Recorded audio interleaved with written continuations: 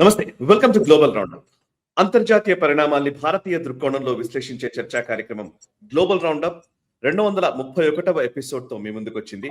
ఈ వారంలో జరిగిన అంతర్జాతీయ పరిణామాలపై విశ్లేషించేందుకు ప్రస్తుతం మనతో ఉన్నారు అంతర్జాతీయ వ్యవహారాల నిపుణులు, విశ్లేషకులు మామిడి గిరిధర్ గారు. వారితో మాట్లాడదాం. నమస్కారం సార్.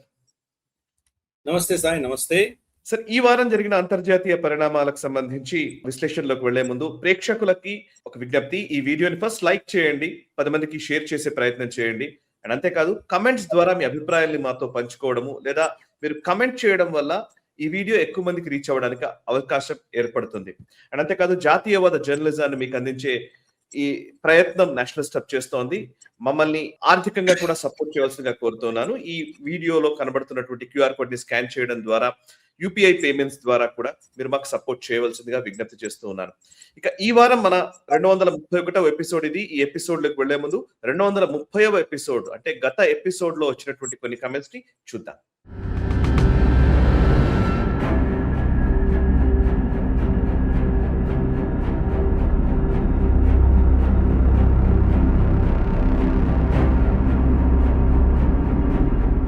సో చూసారు కదా, 230 ఎపిసోడ్ లో కమెంట్స్ అవి. 231వ ఎపిసోడ్ లోకి ఎంటర్ అవుతాము. అండ్ ఈ వారం మన గ్లోబల్ రౌండప్ లో మొట్టమొదటి అంశము దావోస్ గురించి చర్చించాలి.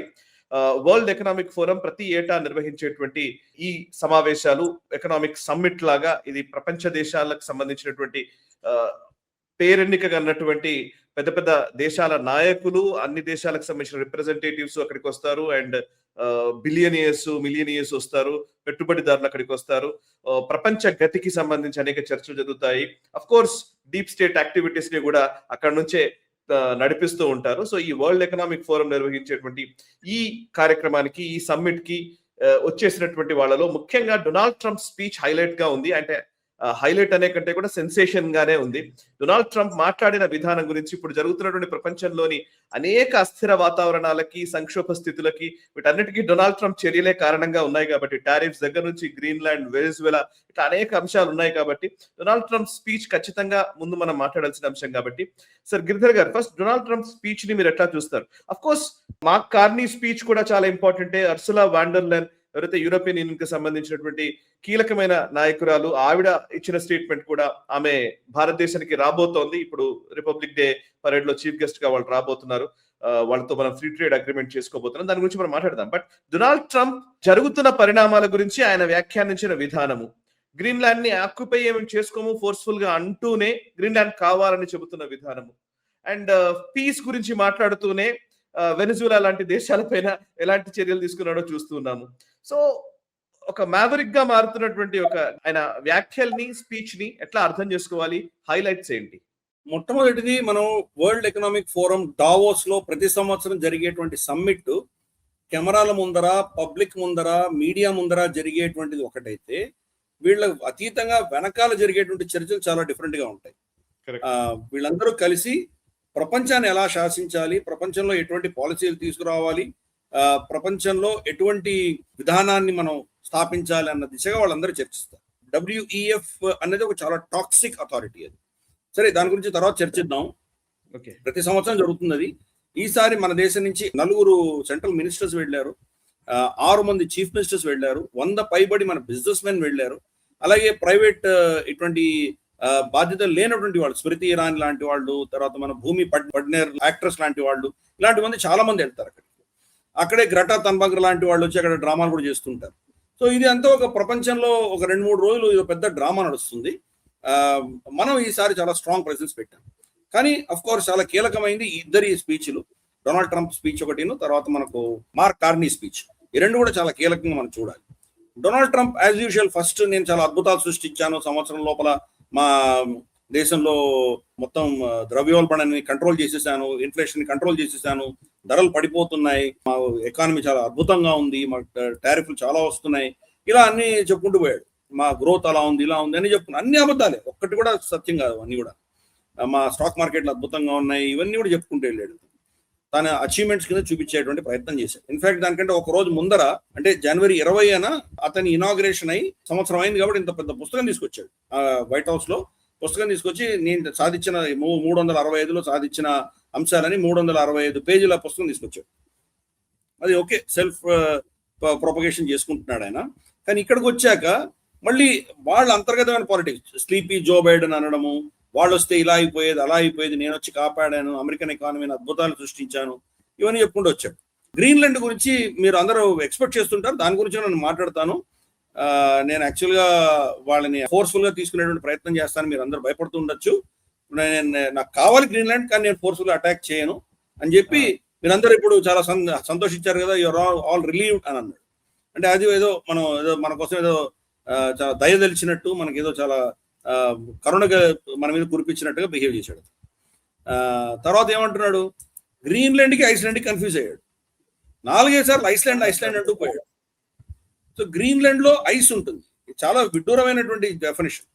గ్రీన్లాండ్ లో ఐసే ఉంటుంది, అక్కడ మనుషులు చాలా తక్కువ, 60,000 మంది ఉంటారు అంతే, మిగతా అంతా ఐసే. ఐస్లాండ్ లో యాక్చువల్గా ఐస్ ఉండదు, గ్రీన్ గా ఉంటుంది, కానీ దీనికి దానికి ఆ పేరు పెట్టారు. సో దానికి సరే ఆయన అపమారక స్థితిలో ఉన్నాడు, ఏం మాట్లాడుతున్నాడు ఆయనకే తెలియదు, ఏదో కావాలి, అది ఏం కావాలో తెలియదు, ఆ పరిస్థితిలో ఉన్నాడు ఆయన. సరే, డెన్మార్క్ని బాగా తిట్టాడు, యూరోప్ని బాగా ఇన్సల్ట్ చేశాడు, ఎమాన్యుయల్ మక్రాన్ కంటదాల మీద కామెంట్ చేశాడు. తర్వాత మనకు చూస్తే కనుక యూరోప్లో మీరందరూ అసలు యూరోప్ని గుర్తే పట్టలేము, ఇప్పుడు చాలా ప్రాంతాలకు వెళ్తే యూరోప్ ఏంటో మనకు అర్థం కూడా కాదు, అలా తయారైంది. నాకు స్కాట్లాండ్, తర్వాత అలాగే జర్మనీ, నా తల్లిదండ్రులు ఇద్దరు ఒకరొకరు ఒక దగ్గర నుంచి వచ్చారు, కాబట్టి నాకు యూరోప్ అంటే ప్రేమ ఉంది. కానీ మీరందరూ కంప్లీట్ గా ఈ ఇమిగ్రేషన్లు, ఎన్వైరన్మెంట్, చెత్త ఇవన్నీ పెట్టుకొని మొత్తం దీన్ని నాశనం చేశారు మీరు, కాబట్టి గుర్తుపట్టలేము. ఇలా అంటే ఫైనల్ గా మీ మీద నాకు ఎటువంటి గౌరవం లేదు అన్న దిశగా వాళ్ళని ఏదో మాట్లాడుతూ వెళ్ళాడు. తర్వాత నేటోని క్రిటిసైజ్ చేశాడు. నేటోని నేనే మిమ్మల్ని రక్షించాను, లేకపోతే ఎవరు ఖర్చు పెట్టట్లేదు, 5% ఖర్చు పెట్టాల్సిన ప్రెషర్ నేను తీసుకొచ్చాను, నేను చాలా అద్భుతంగా మీకు అన్ని అస్త్రాలు అమ్ముతున్నాను, అది మీరు యుక్రెయిన్కి ఇస్తున్నారు, ఎవరు చేసుకుంటున్నారు నాకు తెలియదు, ఇటువంటివన్నీ మాట్లాడాడు. తర్వాత కీలకంగా యుక్రెయిన్ లో ఆల్రెడీ శాంతి నెలకొలబోతోంది, ఆల్మోస్ట్ దగ్గరగా ఉన్నాం మేము, వెనెజులా కూడా అద్భుతాలు సృష్టించాను నేను, ఇవన్నీ చెప్తున్నాడు. సో ముఖ్యంగా దాంట్లో మనకి ఏం కనిపిస్తోంది అంటే, డొనాల్డ్ ట్రంప్ గ్రీన్లాండ్ కి సంబంధించి 4 మెట్లు దిగాడు అని అర్థం అవుతుంది. అంతకంటే ముందర ఎట్టి పరిస్థితిలో నేను టేక్ ఓవర్ చేస్తానని చెప్పినటువంటి వ్యక్తి ఈరోజు సడన్ గా దాని 4 మెట్లు దిగి, నేను టారిఫ్లు వేయను, నేను తర్వాత అటాక్ కూడా చేయను అని చెప్పాడు. టారిఫ్ల విషయంలో ఏమొచ్చిందంటే, మనకు గ్రీన్లాండ్ అమెరికా తీసుకోవాలి, టేక్ ఓవర్ చేయాలి అన్న విషయాన్ని అపోజ్ చేస్తే ఎవరైనా యూరోపియన్ దేశాలు, వాళ్ళ మీద 10% టారిఫ్లు వేస్తానని అనౌన్స్ చేశాడు గతంలో. అంటే మనకు యూకే, ఫ్రాన్స్, జర్మనీ, వీళ్ళు ఎవరెవరు అపోజ్ చేశారో వాళ్ళందరి మీద 10% టారిఫ్ వేస్తానన్నాడు. June 1 నుంచి 25% టారిఫ్ వేస్తానన్నాడు. సో దాంతో మనకు అర్థమైంది కదా పరిస్థితి ఏంటో. సో ఆ టారిఫ్లు కూడా ఇప్పుడు నేను వేయట్లేదు, వెనక్కి తీసుకుంటున్నాను, కానీ ఎట్టి పరిస్థితుల్లో గ్రీన్లాండ్ నాకు కావాలి అని ఒక స్టేట్మెంట్ ఇచ్చాడు దాంట్లో.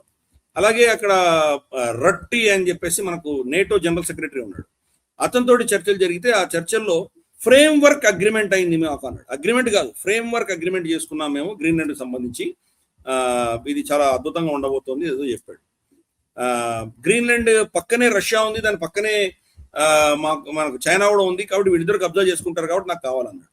జాగ్రఫీ చూస్తే దాని దగ్గరలో ఏమీ లేదు, దాని పక్కన నార్వేను, స్వీడన్, మనకు స్కాండినేవియన్ దేశాలు ఉన్నాయి, కిందేమో ఐస్లాండ్, దానికంటే కిందనేమో మనకు యూకే, బెల్జియం, నెదర్లాండ్స్ ఇవన్నీ ఉన్నాయి. అవి దాటక ఎక్కడో రష్యా ఉంది, రష్యా దగ్గర కూడా లేదు. చైనా ఎక్కడుంది? అది చైనా స్వయాన వాళ్ళు క్లెయిమ్ చేసుకుంటారు, మేము నియర్ ఆర్కిటిక్ పవర్ అని వాళ్ళు క్లెయిమ్ చేసుకుంటారు. వాళ్ళ ప్రతిదీ నియరే, వాళ్ళు నియర్ లాటిన్ అమెరికన్ కూడా చెప్పుకోవచ్చు. వాళ్ళు ఏముంది, వాళ్ళ ఇష్టం, వాళ్ళ నోటికి అడ్డం లేదు. మనం ఐఓసీకి వెళ్ళినప్పుడు, ఇండియన్ ఓషన్ కాన్ఫరెన్స్కి మనం వెళ్ళినప్పుడు, అక్కడ చైనీస్ రిప్రజెంటేటివ్ ఏం చెప్పాడు, we are near Indian Ocean power అని చెప్పేసుకుంటున్నాడు. అన్ని నియరే, వాళ్ళ దగ్గర ఏది పడితే అది యాడ్ చేసేసుకుంటారు వాళ్ళు. దానికి బలపరుస్తున్నాడు డొనాల్డ్ ట్రంప్. అంటే చైనా కూడా దీంట్లో ఇన్వాల్వ్ ఉంది, చైనా రష్యా ఇద్దరు కలిసి దీన్ని కబ్జా చేసుకుంటారు, కాబట్టి నేను తీసుకొని తీరాలి అని చెప్తున్నాడు. అంటే అది దేశం యొక్క ఇండిపెండెన్స్, సార్వభౌమత్వం ఉంది కదా, సావరనిటీ, నువ్వెవరు దాన్ని తీసుకోవడానికి? కానీ అంత అహంకారంగా ప్రవర్తించాడు అతను. ఇప్పుడు 4 మెట్లు దిగాడు. దీనికి 2-3 కారణాలు ఉన్నాయి. మొదటిది ఈ టారిఫ్లన్నీ వేసేసరికి యూరోపియన్ యూనియన్ ఏం చేసిందంటే, వాళ్ళ యూరోపియన్ యూనియన్ పార్లమెంట్ లో డొనాల్డ్ ట్రంప్ కి యూరోపియన్ యూనియన్ కి జరిగిన ఒప్పందం, టారిఫ్ ఒప్పందం ఏదైతే అర్సలా వండర్లైన్ స్కాట్లాండ్ లో ఒప్పందం చేసుకుందో, ఆ అగ్రిమెంట్ ని వాళ్ళు సస్పెండ్ చేశారు, దాన్ని రాటిఫై చేయలేదు వాళ్ళు. 2 ఈ ఇందుకు చర్యలు చేస్తున్నారు కాబట్టి కొంతమంది, అంటే యూకే నుంచి ఒకరు, ఇంకేదో దేశం నుంచి ఒకరు, ఇద్దరు, ఇలా 37 మంది వాళ్ళ సైనికులు గ్రీన్లాండ్కి వెళ్ళారు. 37 మంది ఏం ఆపుతారు అమెరికాని? కానీ వెళ్ళారు, సింబాలిక్ గా వెళ్ళారు అక్కడ గ్రీన్లాండ్కి. హోవర్డ్ లుట్నిక్ వీళ్ళ కామర్స్ సెక్రటరీ ఏమన్నాడంటే, వీళ్ళు యూరోపియన్ యూనియన్ వాళ్ళు అక్కడ వాళ్ళ సైనికులను పంపించారు కాబట్టి దానివల్ల డొనాల్డ్ ట్రంప్ చాలా కోపం వచ్చింది ఆయనకి, అందుకనే ఇప్పుడు ఆయన చాలా డిటర్మైన్డ్ గా ఉన్నాడు, అది తీసుకోవాలని చెప్పేసి వాడు స్టేట్మెంట్ ఇచ్చాడు. అంటే నువ్వెవరు, అది నీ నీ నీ భూభాగం కాదు కదా అది. అలా చెప్పుకుంటూ పోతే రేపు నేటో దేశాల్లో ఎక్కడెక్కడ అమెరికా స్థావరాలు ఉన్నాయి, ఇవన్నీ నాకు దానికి సావరెనిటీ కావాలనుకుంటే పోతే దానికి అర్థం ఏంటి? జపాన్ లో ఉన్నాయి, వాళ్ళకు జర్మనీలో ఉన్నాయి, ఫిలిప్పైన్స్ లో ఉన్నాయి, ఇంకెక్కడ కూడా ఉన్నాయి, అవన్నీ నావే. ఆ భూభాగం అంతా అమెరికా సావరెన్ టెరిటరీ అంటే దానికి ఏమైనా అర్థం ఉందా? ఈరోజు గ్రీన్లాండ్ నాకు టెరిటరీ అంటే అర్థం ఉంది. ఇప్పుడు ఆల్రెడీ నేటో మెంబర్ కాబట్టి Greenland, American army, American air force presence ఉంది గ్రీన్లాండ్. నీకు అంతకంటే ఏం కావాలి? ఎవరు అక్కడ రాలేరు కదా.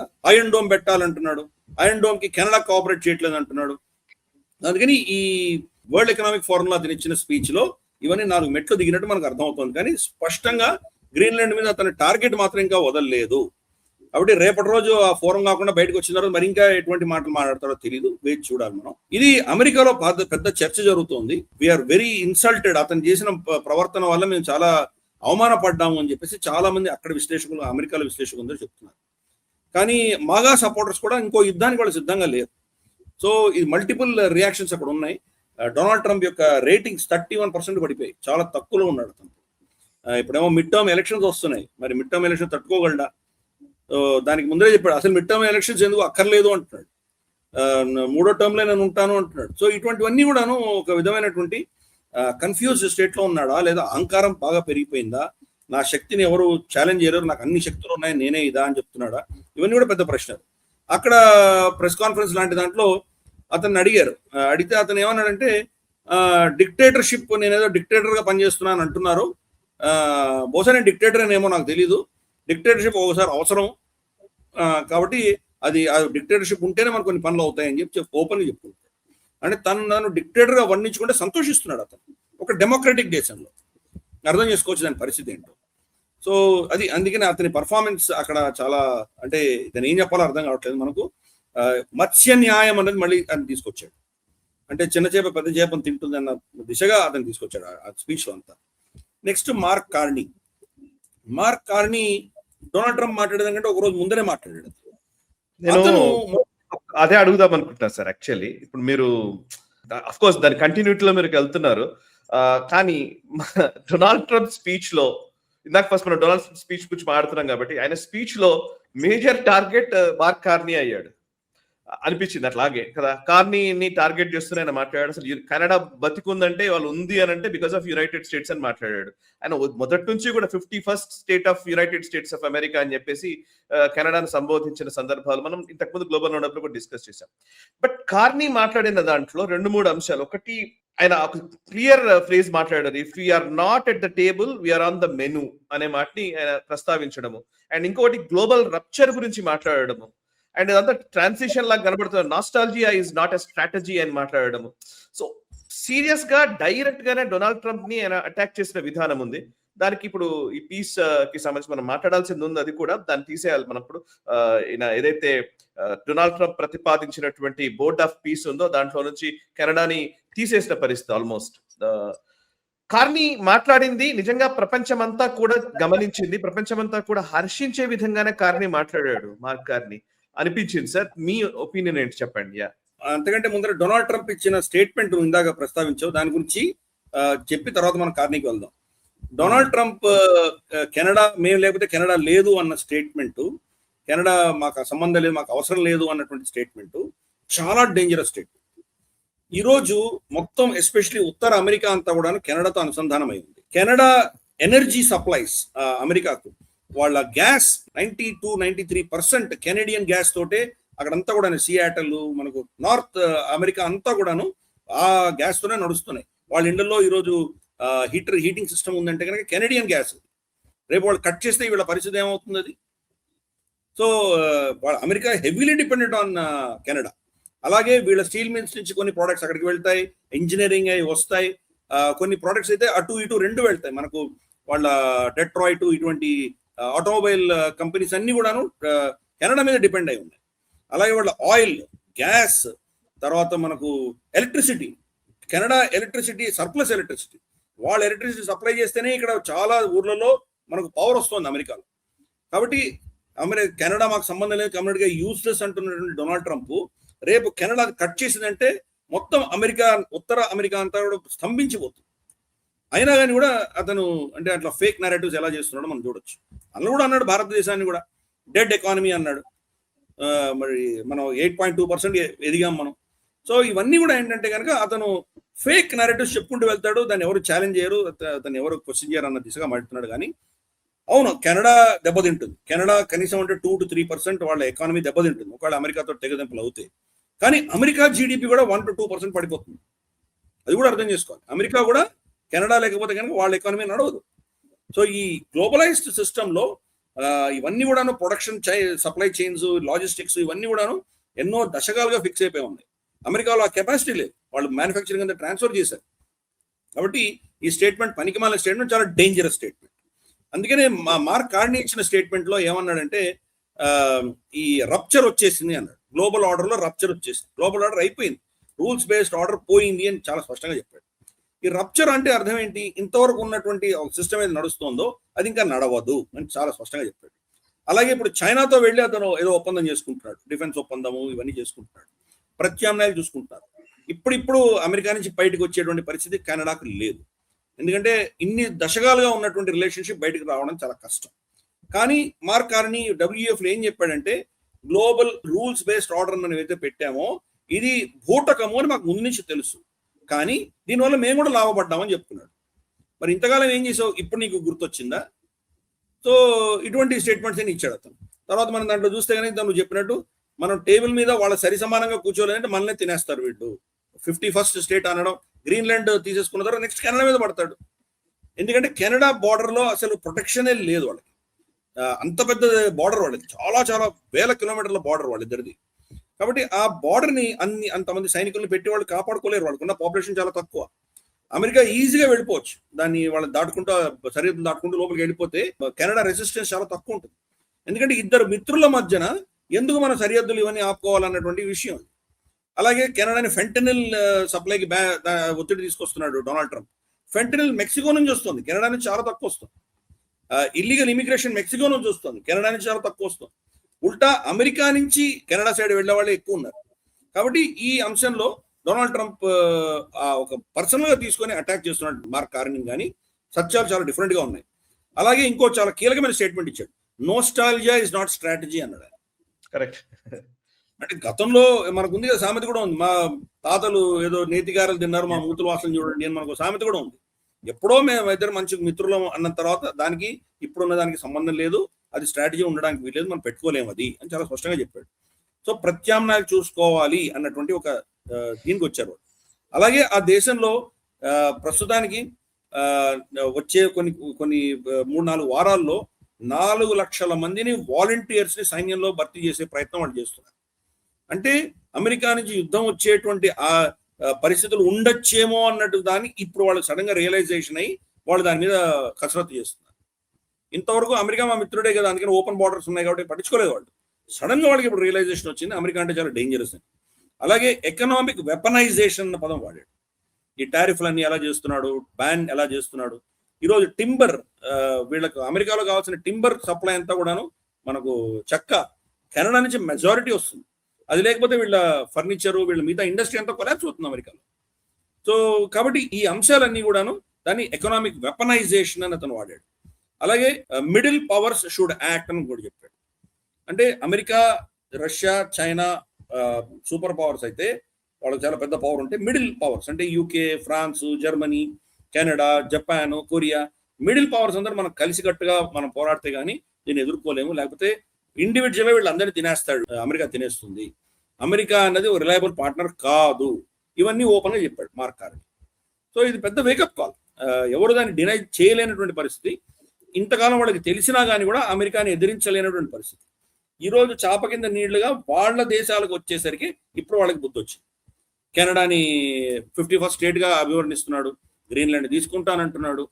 కాబట్టి మనకు నికోలస్ మదోరోని తీసుకుపోతే వీళ్ళకి ఎవరికి ఇబ్బంది లేదు, ఎవరు కామెంట్ చేయలేదు. వాళ్ళ దేశాల్లో పడేసరికి ఇప్పుడు సడన్ గా వీళ్ళకి నీతులు గుర్తొస్తున్నాయి, వీళ్ళకు రూల్స్ బేస్డ్ ఆర్డర్లు గుర్తొస్తున్నాయి. కెనడా ఈ దేశాలన్నీ కూడాను, ఆఫ్ఘనిస్తాను, ఇరాక్ లో వాళ్ళు కూడా నేటోతో పాటు సైన్యం పంపించి వాళ్ళు ఎంతో మందిని చంపిన ఉదంతాలు ఉన్నాయి. అమెరికాని వత్తాసు పలుకుతూ ఎన్నో అంటే ప్రపంచవ్యాప్తంగా ఉన్న రూల్స్ లా దీనన్ని ఉల్లంఘించిన రోజులు ఉన్నాయి. ఇప్పుడు సడన్ గా అతను గుర్తొస్తాం. అందుకని ఇది వాళ్ళ దాకా వస్తేనే ఏదైనా ఇటువంటివి ఉంటాయి, లేకపోతే లేదు. అందుకని సరే ఆయన చెప్పింది సత్యమే కాదనట్లేదు, కానీ అది కూడా ఒక హిపోక్రసీ. ఎంతకాలం నిద్రపోయాను, ఇప్పుడు గుర్తొచ్చింది. సేమ్ అదే కోవలో ఇప్పుడు Ursula von der Leyen, European Union Commission President Ursula von der Leyen, ఆమె స్పీచ్ కూడా అలాగే ఉంది. మీరు అన్నీ ఆమె కూడా వర్తిస్తాయి. ఇంతకుముందు భారత్ పట్ల పూర్తి వ్యతిరేక ధోరణి కలిగిన వ్యక్తి, ఆర్టికల్ 370 విషయంలో మాట్లాడిన మాటలు, మోదీకి వ్యతిరేకంగా చేసినటువంటి ఇవన్నీ ఉన్నాయి. బట్ స్టిల్ ఆమె కూడా సేమ్ మాకార్ని మాట్లాడిన దాన్నే కొంచెం అటు ఇటుగా అదే వ్యాఖ్యలు చేశారు. అందులో అదేంటంటే nostalgia is not strategy and Carney అంటే nostalgia will not bring back the old order and playing for time will not fix the structural dependencies we have. ఇది ఆవిడ స్టేట్మెంట్. ఇంకోవైపు Europe will always choose the world and the world is ready to choose Europe. ఇట్లాంటి కొన్ని sentences మాడుతూనే of course same line లో తీసుకున్నారు. అయితే ఆ మాట్లాడిన దాంట్లో ఒక హైలైట్ గురించి మనం డిస్కస్ చేయాలి సార్. ఇప్పుడు రిపబ్లిక్ డే పరేడ్ కి దీనికి మన చీఫ్ గెస్ట్ గా యూరోపియన్ కమిషన్ ప్రెసిడెంట్ అండ్ దానికి సంబంధించిన కౌన్సిల్ ప్రెసిడెంట్ వాళ్ళు వస్తున్నారు కాబట్టి, సో వాండర్లిన్ కూడా వస్తోంది. ఆమెకు మాట అన్నారు, mother of all deals Bharat తో చేసుకోబోతున్నాము అని. ఈ deal free trade agreement European union తో భారత్ చేసుకోబోతోంది. ఇది 2 బిలియన్ పీపుల్ కి సంబంధించినటువంటి కంబైన్డ్ మార్కెట్ కి సంబంధించినటువంటి డీల్ గా దీన్ని అభివర్ణిస్తూ మాట్లాడడం జరిగింది. అండ్ గ్లోబల్ జీడిపిలో 25% ప్రభావితం చేసే విధంగా ఈ డీల్ ఉండబోతుంది అని చెప్తున్నారు. సో ఒకసారి డీల్ గురించి మనం సపరేట్ గా మాట్లాడదామా, లేకపోతే కొన్ని పాయింట్స్ ఏమైనా మీరు చెప్తారా? ఓకే, బట్ ఎస్ ఆమె స్పీచ్ గురించి అయితే ఖచ్చితంగా మనం డిస్కస్ చేయాలి. ఇది కూడా సేమ్ హిపోక్రసీనే కదా. మనకు నీతి వాక్యాలు, మనకు నీతి పాఠాలు వడ్లించేవాళ్ళు ఇంతవరకు. ఫ్రీడమ్ ఆఫ్ స్పీచ్ అని, మానవ హక్కులని, తర్వాత మనకు మైనారిటీలను వీళ్ళు కారు రాస్తున్నారని, మనకు వ్యతిరేకంగా యూరోపియన్ యూనియన్ లో మణిపూర్కి సంబంధించి వాళ్ళు రెజల్యూషన్స్ పాస్ చేయడం, ఇటువంటి చెత్తంతా గతంలో చేశారు వాళ్ళు. ఇప్పుడు కూడా ఏదైతే ఫ్రీ ట్రేడ్ అగ్రిమెంట్ మనం వాళ్ళతో చర్చిస్తున్నామో దాంట్లో కూడా మేము చాలా పెద్దవాళ్ళం, చాలా గొప్పవాళ్ళం అన్న దిశగానే వాళ్ళ ఆలోచన కూడా ఉంది. ఫర్ ఇన్స్టెన్స్ మనకు ఫ్రీ ట్రేడ్ ఉందంటే కనుక మనం ఇక్కడి నుంచి అక్కడికి వెళ్ళవలసినటువంటి లాజిస్టిక్స్ వాళ్ళు చాలా వెసులుబాటు కలిగించాలి కదా. ఇప్పుడు కూడా యూరోపియన్ వీసాలు రమారమి 30 నుంచి 40% రిజెక్ట్ అవుతున్నాయి. ఎవరైనా మనం యూరోప్కి వెళ్ళాలనుకుంటే కనుక రిజెక్ట్ చేస్తున్నారు. ఇల్లీగల్ ఇమిగ్రెంట్స్ అయితే హాయిగా విచ్చలవిడి వీర విహారం చేస్తున్నారు అక్కడ. కానీ లీగల్ గా మనం వెళ్దామంటే కనుక పొటెన్షియల్ ఇమిగ్రెంట్ అని చెప్పి వాళ్ళు మనకు వీసాలు ఇవ్వట్లేదు. సో ఇటువంటి చెత్త అంటే మేము చాలా గొప్ప, మీరు థర్డ్ వరల్డ్ కంట్రీ, మీకు మేము ఇచ్చేది ఏంటి అన్నట్టు దూరంలో ఉన్నారు. ఈ ఫ్రీ ట్రేడ్ అగ్రిమెంట్ లో కూడా మనం వాళ్ళకి ఫ్రీగా వాళ్ళ బిజినెస్ మెన్, వాళ్ళ ప్రొఫెషనల్స్ మన దేశంలో పర్మిట్ చేయాలట. మన వాళ్ళు అక్కడికి వెళ్ళాలంటే మీకు వీసా తొందరగా వచ్చే ప్రయత్నం చేస్తాము అంటారు. ఎక్కడ కమిట్మెంట్ లేదు మనకి. సో అటువంటి ఏకపక్షమైనటువంటి ట్రీట్మెంట్ మనం ఎందుకు ఒప్పుకుంటాం మనం? అందుకని అటువంటి అంశాలు ఇప్పుడు కూడా ఇంకా మిగిలిపోయి ఉన్నాయి. ఆవిడ స్పీచ్ లో ఆఫ్ కోర్స్ అనింది ఇంకా వర్క్ ఇన్ ప్రోగ్రెస్, ఇంకా చేయాల్సింది ఉంది దీంట్లో కొంత, కానీ మదర్ ఆఫ్ ఆల్ డీల్స్ చేయబోతున్నామని చెప్పి. అంటే ఈ మెసేజ్ ఎవరికి ఇస్తోంది? యాక్చువల్గా ఈ మెసేజ్ డొనాల్డ్ ట్రంప్కి ఇస్తోంది. డొనాల్డ్ ట్రంప్కి చెప్తోంది, మీరు భారతదేశంతో ఇది పెట్టుకోలేదు, మేము మీకంటే ముందరే చాలా పెద్ద డీల్ చేయబోతున్నాం, మేము మాకు ప్రత్యామ్నాయాలు ఉన్నాయి, నువ్వు ఒక్కడవే కాదు, మాకు ప్రత్యామ్నాయాలు మేము పెట్టుకోబోతున్నాము అని ఓపెన్ గా డొనాల్డ్ ట్రంప్ కి ఛాలెంజ్ ఇస్తుంది ఆవిడ. కానీ ఈ డీల్ మన లిమిట్స్ మనకున్నాయి, మనకు రెడ్ లైన్స్ పెట్టాం. అమెరికా లాంటి దేశంతో మనం ట్రేడ్ డీల్ చేసుకోలేదు. ఈరోజు యూరోపియన్ యూనియన్ కూడా అంతే, మన షరతులు కూడా ఒప్పుకుంటేనే మనం తీసుకుంటాం. అఫ్ కోర్స్ ఏ డీల్ అయినా ఇచ్చిపుచ్చుకోవడాలు ఉంటాయి, కొన్ని మనం కూడా ఇవ్వాల్సి వస్తుంది, కొన్ని వాళ్ళ దగ్గర తీసుకుంటాం. కానీ మనల్ని గౌరవించకుండా మనల్ని ఒక మార్కెట్ గా ట్రీట్ చేస్తే మాత్రం దానికి ససేమిరా అంటాం. అందుకని అది ఏ యాంగిల్లో రాబోతోంది, ఎటువంటి అంశాలకు మనం ఫ్రీడమ్ ఇస్తున్నాం వాళ్ళకు, ట్యాక్స్ ఎలా తగ్గిస్తామా, ఎగ్జంప్షన్ చేస్తామా, వాళ్ళు ఎటువంటి ఎగ్జంప్షన్స్ మనకి ఇస్తారు, అలాగే మన బిజినెస్ మ్యాన్, మన స్టూడెంట్స్, మన ఇక్కడి నుంచి వెళ్ళేటువంటి వాళ్ళకి ఎటువంటి గౌరవం ఇస్తారు, లేదా వీళ్ళని ఒక నీచంగా చూసేటువంటి దృష్టిలో వాళ్ళు ఏమైనా చేస్తున్నారా, ఇవన్నీ కూడా మనకు చాలా కీలకమైనది. కాబట్టి ఆ ఫైనల్ అగ్రిమెంట్ అయ్యేంత వరకు కూడా నాకు పెద్ద ప్రశ్నలే ఉన్నాయి. ఇప్పుడు అర్జెన్సీ యూరోప్ ఉంది, మనకు లేదు. మనం చాలా కాలంగా డిస్కస్ చేస్తున్నాం, అమెరికాతో కూడా డిస్కస్ చేస్తున్నాం. మోదీ గారు డొనాల్డ్ ట్రంప్ ఇనాగ్రేషన్ అయిన తర్వాత ఒక నెలలోనే వెళ్ళారు, ఫిబ్రవరిలో లాస్ట్ సంవత్సరం వెళ్ళారు, ఆయన కలిసి వచ్చారు. అప్పటి నుంచి ఈ ఫిబ్రవరి దాకా మనకు ఇంతవరకు కూడా మనం దాని అగ్రిమెంట్ రాలేదంటే, అగ్రిమెంట్ సైన్ చేసుకోలేదంటే మనం మన స్టాండ్ లో చాలా క్లియర్ గా ఉన్నాం. యూరోపియన్ యూనియన్ తోటి చర్చలు అంతకంటే ముందు నుంచి జరుగుతున్నాయి. ఒక యూకేది మనకు తెలుసు, ఎప్పుడో రిషి సునాక్, అంతకంటే ముందర మనకు థెరిసా మే, అందుకంటే ముందర బోరిస్ జాన్సన్ నుంచి చర్చలు జరుగుతున్నాయి. ఫైనల్ గా ఇప్పుడు కేర్ స్టార్మర్ అప్పుడు సంతకం పెట్టాం. అలాగే యూరోపియన్ యూనియన్ కూడా చాలా కాలం చర్చలు జరుగుతున్నాయి. వాళ్ళు కొండకి కూర్చున్నారు. మీరు దిగొచ్చి మాతో సరిసమానంగా మాట్లాడి మనల్ని గౌరవించిన పద్ధతి అయితేనే మేము చేస్తామని చెప్పాం వాళ్ళకి. అందుకని చూద్దాం, ఫైనల్ గా వచ్చేంత వరకు మనం ఏం చెప్పలేం. అంటే ఇప్పుడు యూరోప్ కి తెలిసి వచ్చింది, మనం అమెరికా మనల్ని ఏదో కాపాడుతుంది, మనం అమెరికా భుజం మీద సవారీ చేద్దాం అనుకుంటే కనుక కాదు. ఇప్పుడు డొనాల్డ్ ట్రంప్ చేశాడు, రేపు ఇంకో ప్రెసిడెంట్ కూడా ఇలాగే చేయొచ్చు. కాబట్టి మనకు గౌరవం లేకుండా పోయింది. మన స్వతంత్రంగా మనం ఉండాలి. ఈరోజు అందరికంటే ఎక్కువ ఫాస్టెస్ట్ ఎదుగుతున్నటువంటి దేశంతో మనం కనుక మైత్రి పెట్టుకోకపోతే మనకు ప్రత్యామ్నాయాలు ఉండవు అని ఇప్పుడు సడన్ గా వాళ్ళకి బుర్ర వెలిగింది వాళ్ళకి. అందుకని ఒక పొలిటికల్ స్టేట్మెంట్ ఇచ్చింది ఆవిడ. ఇంకా ఫైనలైజ్ అవ్వలేదు, ఇంకా చర్చలు జరుగుతున్నాయని ఆవిడ చెప్తూ స్టేట్మెంట్ ఇచ్చింది. మనకు అటువంటి ప్రెషర్ ఏం లేదు. రేపు జనవరి 26 వచ్చినప్పుడు సంతకాలు పెడతామా లేదా తర్వాత చూద్దాం. మేము పెట్టచ్చు పెట్టకపోవచ్చు. వాళ్ళు కనుక మన షరతులను ఒప్పుకుంటే అప్పుడు ఉంటుంది అగ్రిమెంట్. లేదంటే బహుశా ఇది వర్క్ ఇన్ ప్రోగ్రెస్, మేము 1-2 నెలల తర్వాత సైన్ చేస్తామని వదిలేస్తుంది. సో ఇది ఒక పొలిటికల్ స్టేట్మెంట్ కింద భావించాలి. కాకపోతే ఆల్రెడీ వాళ్ళు యూరోపియన్ యూనియన్, మెర్కాసూర్ అని చెప్పేసి, అంటే మనకు సౌత్ అమెరికాలో ఉన్నటువంటి దేశాలు, వాళ్ళ కూటమితో ఒప్పందం అయిపోయింది ఆల్రెడీ. సో ఇది కూడా మనం చూస్తే కనుక మరి డొనాల్డ్ ట్రంప్ దాన్ని ఎలా చూస్తాడో మనకు తెలియదు. ఎందుకంటే అక్కడ వెనెజుయేలా తోటి, కొలంబియా తోటి, ఇటువంటి దేశాలతో అంతటితో కూడా చైనాకు చాలా ఒప్పందాలు ఉన్నాయి. ఆ ఒప్పందాలను ఉల్లంఘిస్తూ ఆ ఒప్పందాలన్నీ బేఖాతరు చేసి వాటిని అన్నింటినీ కూడాను తిరస్కరిస్తున్నటువంటి పరిస్థితి ఈరోజు అమెరికాలో చూస్తున్నాము. కాబట్టి మరి యూరోపియన్ యూనియన్ అగ్రిమెంట్ వాళ్ళతోటి ఏం చేస్తాడో మనకు తెలియదు. ఇదంతా నా బ్యాక్ యార్డ్. ఇక్కడంతా కూడాను చమురు కానీ, ఇక్కడ మినరల్స్ కానీ, ఇవన్నీ కూడాను అమెరికాకు ఫస్ట్ అధీనం, మా హక్కది, ఎవరు ఇక్కడ బయట నుంచి రావడానికి వీల్లేదు.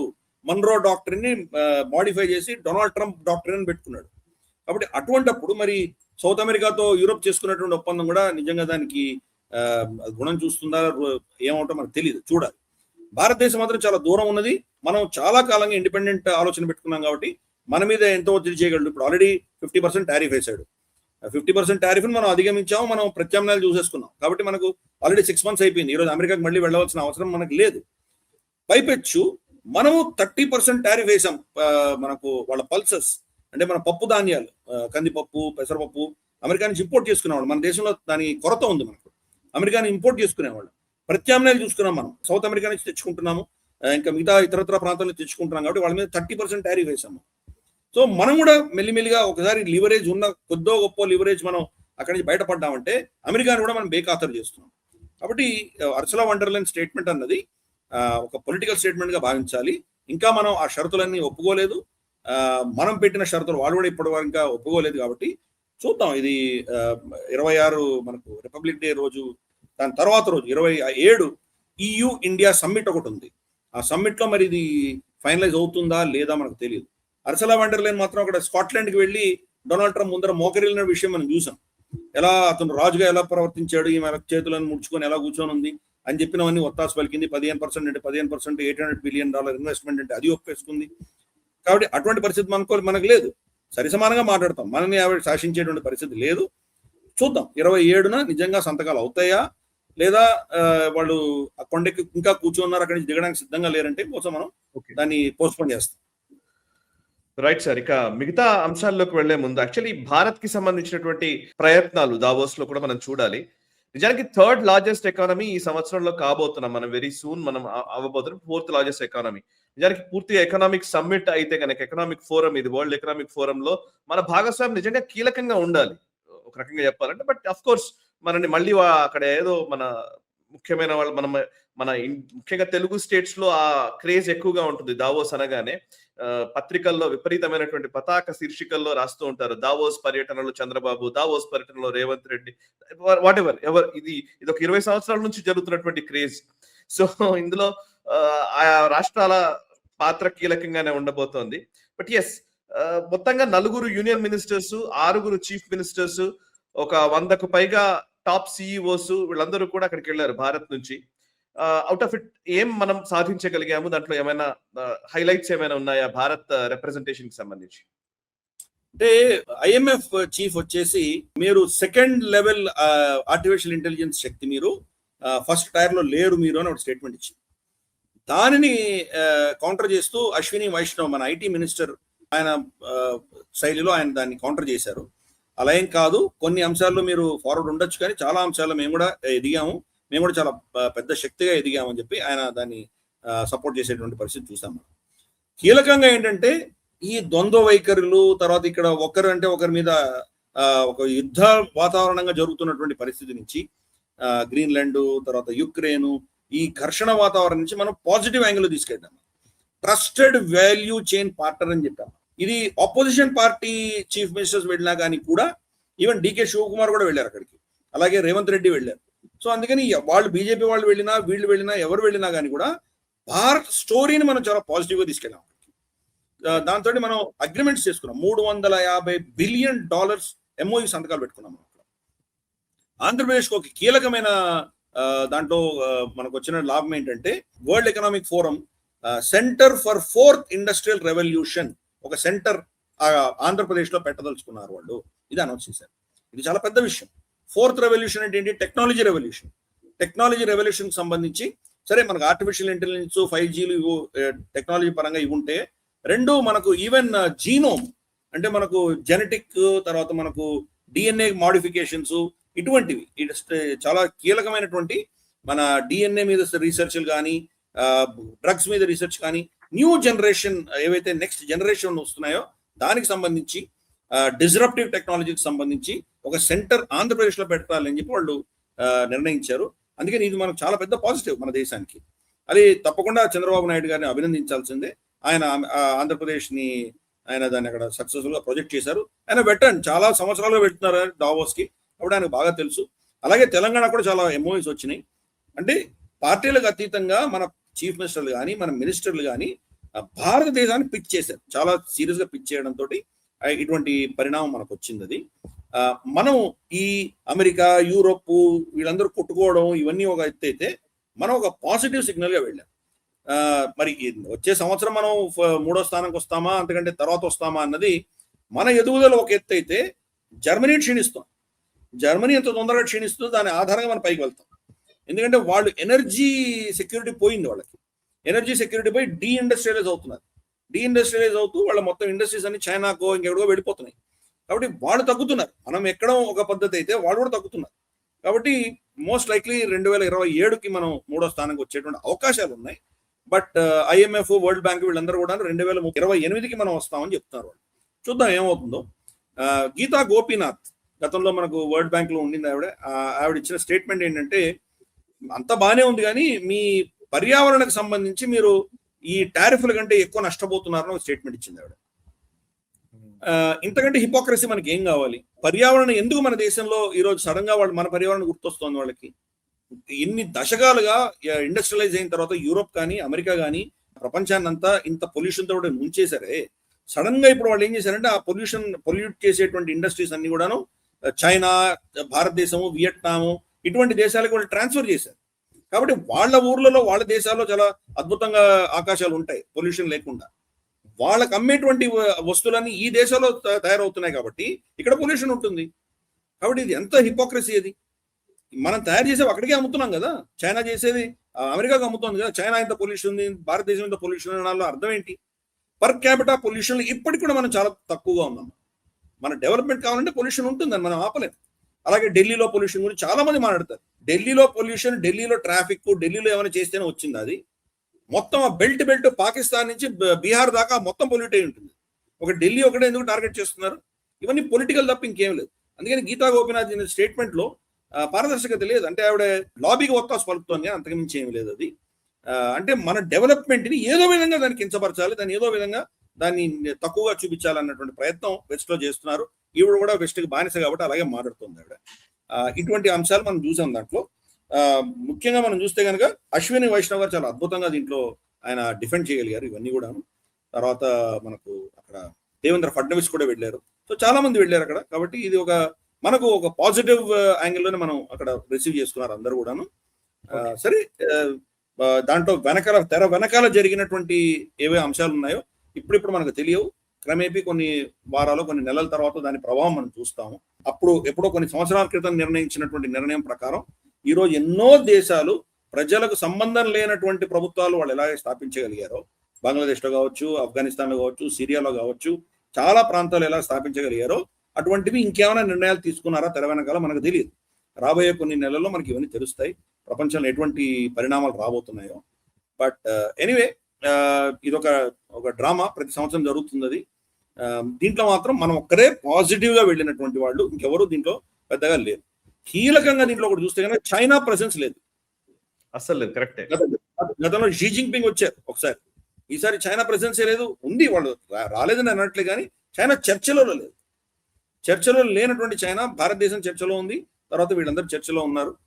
భారతదేశం అంటే మన మినిస్టర్ వెళ్ళి మాట్లాడింది ఒక ఎత్తు అయితే, Ursula von der Leyen mother of all deals అనడం వల్ల మనం దీనిలోకి వచ్చాం, లైమ్ లైట్ లోకి వచ్చాం.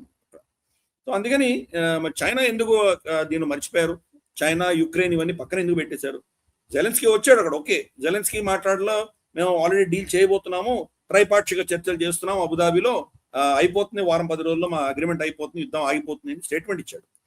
కానీ అక్కడ కూడా హిపోక్రసీ ఏంటంటే, జెలెన్స్కీ యూరోప్ని తిడుతున్నాడు, మీరు మాకు అస్త్రాలు ప్రొవైడ్ చేయట్లేదు, మీరు తటస్థంగా ఉన్నారు, ఇవన్నీ తిట్టాడు. ఇంతకాలం అమెరికా, డొనాల్డ్ ట్రంప్ నిన్ను సతాయిస్తుంటే మేము ఆదుకుంది యూరోపియన్సే కదా. యూరోపియన్స్ ఇంత వాళ్ళ సెక్యూరిటీ కూడా పక్కన పెట్టి నీకు ఇన్ని అస్త్రాలు ఇచ్చారు, నీకు అంత వాళ్ళు ధన సహాయం చేశారు, కృతజ్ఞత లేదు మనిషికి. ఈరోజు యూరోప్ని తిడుతున్నాడు, ఎందుకంటే డొనాల్డ్ ట్రంప్ తిట్టాడు కాబట్టి ఇది కూడా తిడుతున్నాడు. అగ్రిమెంట్ అయిపోయింది అంటున్నాడు. ఏం అగ్రిమెంట్? వ్లాడిమిర్ పుటిన్ చాలా స్పష్టంగా చెప్పాడు, డాన్ బాస్ మొత్తం నాకు ఇచ్చేంత వరకు నేను అగ్రిమెంట్ సంతకం పెట్టని యుద్ధం చేస్తానంట. కానీ జెలెన్స్కీ బహుశా ఒప్పేసుకున్నట్టున్నాడు ఇవ్వడానికి, కాబట్టి ఇప్పుడు యూరోప్ని తిడుతున్నాడు. అంత హిపోక్రసీ అంటే యూరోప్లో ఇంత అంతా కాదు. వాళ్ళు ఈరోజు అంటే ఎవరి కర్మానికి వాళ్ళే పోతారంటాం కదా, వాళ్ళు గతంలో చేసిన కర్మనే వాళ్ళని ఈరోజు తినేస్తోంది. Good luck to them. ఏం చేస్తాం? యూరోప్ యొక్క హిపోక్రసీ, యూరోప్ యొక్క గుండాగర్ది, వాళ్ళ ఇప్పుడు కూడా మేమే కొలోనియల్ పవర్స్ అనుకునేటువంటి ఆ భావజాలంకి ఈరోజు క్రమేపీ అది క్షీణిస్తోంది. అందుకనే పరిగెత్తుకుంటూ మన దగ్గరకు వచ్చారు. చూద్దాం, అది ఇంకా క్షీణిస్తుంది. మనం సెక్షన్సే పెట్టుకున్నాం, hypocrisy of the western, collapse of the western society పెట్టుకున్నాం. చూద్దాం, లెట్స్ వాచ్. Okay sir. సరే, ఇక నెక్స్ట్ అంశము ఇది బోర్డ్ ఆఫ్ పీస్ గురించి మనం మాట్లాడాలి. డొనాల్డ్ ట్రంప్ కొత్తగా ఒక బోర్డును తీసుకొచ్చారు, బోర్డ్ ఆఫ్ పీస్ అని దానికి పేరు పెట్టాడు. ఆయన పీస్ విషయంలో, శాంతిని నెలకొల్పే విషయంలో ఆయన ఛాంపియన్ అవ్వాలని ఎంత ప్రయత్నించినా అవ్వలేకపోతున్నారు. లాస్ట్ కి ఒక బోర్డుని ఫామ్ చేయడము, దాంట్లో పర్మనెంట్ మెంబర్షిప్ కావాలంటే $1 బిలియన్ క్యాష్ పెట్టాలి అని చెప్పడము.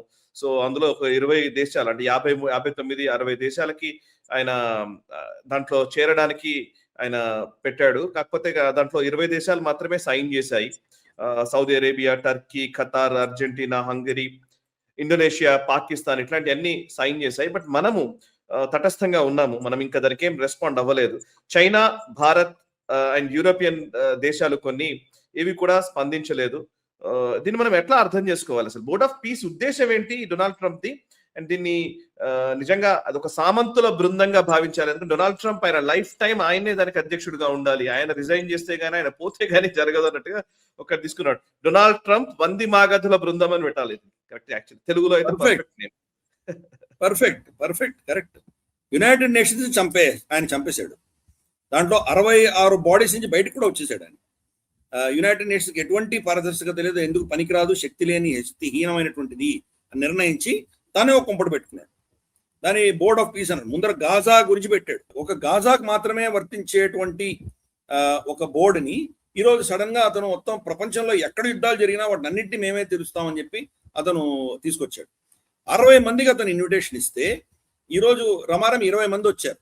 వీళ్ళ పేర్లు మనం చదివామంటే Albania, Argentina, Armenia, Azerbaijan, Bahrain, Belarus, Bulgaria, Egypt, Hungary, Indonesia, Israel, Jordan, Kazakhstan, Kosovo, Kuwait, Mongolia, Morocco, Pakistan, Paraguay, Qatar, Saudi Arabia, Turkey, UAE, United States, Uzbekistan, Vietnam. దీంట్లో మనం చూసామంటే ఒక బల్గేరియా తర్వాత హంగరీ తప్ప యూరోపియన్ లో ఉన్నటువంటి ఎవరు, అఫ్ కోర్స్ బెలారూస్ ఉంది, కానీ బెలారూస్ మన రష్యన్ క్యాంప్ లో వేసుకోవచ్చు. వీళ్ళు తప్ప ఇంకా మిగతా వాళ్ళు ఎవరు లేరు దీంట్లో. దీనిని తిరస్కరించినటువంటి వాళ్ళ లిస్ట్ మన చాలా కీలకం. France, Germany, Ireland, Italy, Norway, Slovenia, Spain, Sweden, United Kingdom. అంటే కోర్ ఆఫ్ యూరోప్ దీన్ని కంప్లీట్ గా తిరస్కరించింది. అంటే ఒక వ్యక్తిగతమైంది కాబట్టి నేను పట్టించుకోమన్నారు. ఇందాక నువ్వు చెప్పినట్టు కెనడాకి అతను ఇచ్చిన ఇన్విటేషన్ విత్డ్రా చేశాడు. ఇన్విటేషన్ ఉన్నా కానీ దీనికి ఇంతవరకు కొన్ని దేశాలు స్పందించలేదు. అంటే భారతదేశం కూడా ఉంది. చాలా పెద్ద పెద్ద దేశాలు ఉన్నాయి. Austria, Brazil, Cambodia, China, Croatia, Cyprus, చెక్ రిపబ్లిక్, చిన్న దేశమైన సైప్రస్ కూడా రెస్పాండ్ అవ్వలేదు ఇంతవరకు. ఫిన్లాండ్, గ్రీస్, భారతదేశం, Japan, Netherlands, New Zealand, Oman, Gulf దేశంలో మనకు Saudi Arabia, UAE, Bahrain join అయ్యాయి, కానీ ఒమాన్ జాయిన్ అవ్వలేదు. చాలా కీలకం. పోలాండ్, పోర్చుగల్, స్పెయిన్ జాయిన్ అయింది, పోర్చుగల్ జాయిన్ అవ్వలేదు. రష్యా ఇంతవరకు స్పందించలేదు. Singapore, Romania, South Korea, Switzerland. అందుకని స్విట్జర్లాండ్ ప్రధానమంత్రి కూడా తిట్టాడు అక్కడే డావోస్ లోనే మనకు డొనాల్డ్ ట్రంప్, అక్కడ ఆయన కూడా అటాక్ చేశాడు. Thailand, Ukraine, Vatican, European union. Thailand ఎందుకు దాన్ని జాయిన్ అవ్వలేదంటే కనుక థాయిలాండ్ మీద ఇతను కక్ష కట్టాడు డొనాల్డ్ ట్రంప్. మొన్న రీసెంట్ గా అనౌన్స్ చేసినటువంటి వీసాలు, మనం దాన్ని కూడా చర్చించాం గ్లోబల్ రౌండప్ లో. ఎవరెవరికైతే ఇమిగ్రెంట్ వీసాలు బ్యాన్ చేశాడో దాంట్లో థాయిలాండ్ కూడా ఉంది. ఎందుకంటే థాయిలాండ్ అమెరికా యొక్క ఒప్పందానికి ఉల్లంఘిస్తూ వాళ్ళు వెళ్ళి కంబోడియాని మళ్ళీ కొట్టొచ్చారు. సో దాంతో అతని peace, so called Nobel peace prize సంబంధించినటువంటి అంశాల్లో అతనికి అవమానం వచ్చేసి అతను వాళ్ళని టార్గెట్ చేశాడు. ఇప్పుడు ఈ బోర్డ్ ఆఫ్ పీస్ పిలిస్తే కానీ వాళ్ళు రావడానికి వాళ్ళు తటస్థంగా ఉన్నారు. సో ఇది పరిస్థితి. కానీ ఈ బోర్డు గురించి మనం చూద్దాం. బోర్డులో ఏంటంటే అందరూ తన వ్యక్తిలో పెట్టుకున్నాడు. దీనిలో ఎగ్జిక్యూటివ్ బోర్డు ఒకటి పెట్టాడు. ఎగ్జిక్యూటివ్ బోర్డులో నికోలై మ్లడ్వేవోవ్ అని చెప్పేసి ఒక అతను పెట్టాడు. అతనే అపాయింట్ చేశాడు. స్పెషల్ రిప్రజెంటేటివ్ గాజా కింద అపాయింట్ చేశాడు. Marco Rubio, Steve Witkoff, Gerard Kushner, తన అల్లుడు Gerard Kushner, Tony Blair, mark రోవాన్ అని చెప్పేసి ఒక CEO of Apollo global management అతను పెట్టాడు. ఇతని పరిస్థితి ఏంటి? రేపు అక్కడ రియల్ ఎస్టేట్ చేయడానికి ఇన్వెస్ట్మెంట్ కి ఇతను పెట్టుకున్నాడు. అలాగే Ajay Banga, World Bank President, Robert Gabriel అని చెప్పేసి ఒక అమెరికన్ పొలిటికల్ అడ్వైజర్ అతన్ని పెట్టాడు. ఇతన్ని వత్తాసు పలికేటువంటి వ్యక్తి. సో వీళ్ళందరూ కూడా ఏంటంటే కనుక అంత పెద్ద తన వ్యక్తులు అందరూ, స్టీవ్ విట్కాఫ్ కావచ్చు, జెరార్డ్ కుష్నర్ కావచ్చు, మార్కో రూబియో కావచ్చు, టోనీ బ్లేర్ కావచ్చు, మెజారిటీ తన మనుషులే ఉన్నారు. నికోలాయ్ వీళ్ళందరూ తన మనుషులే ఉన్నారు. కాబట్టి నిజంగా పారదర్శకంగా లేదు, అది ఏకపక్షంగా ఉంది. అది Ajay Banga World bank, IMF రెండు అతని చేతిలో ఉన్నాయి కాబట్టి అతను పిలిచాడు, పెట్టుకోవాల్సి వచ్చింది. దీంట్లో ఇంకేం చేశాడంటే మనకు ఇంకొక బోర్డు పెట్టాడు, గాజా ఎగ్జిక్యూటివ్ బోర్డు అని పెట్టాడు.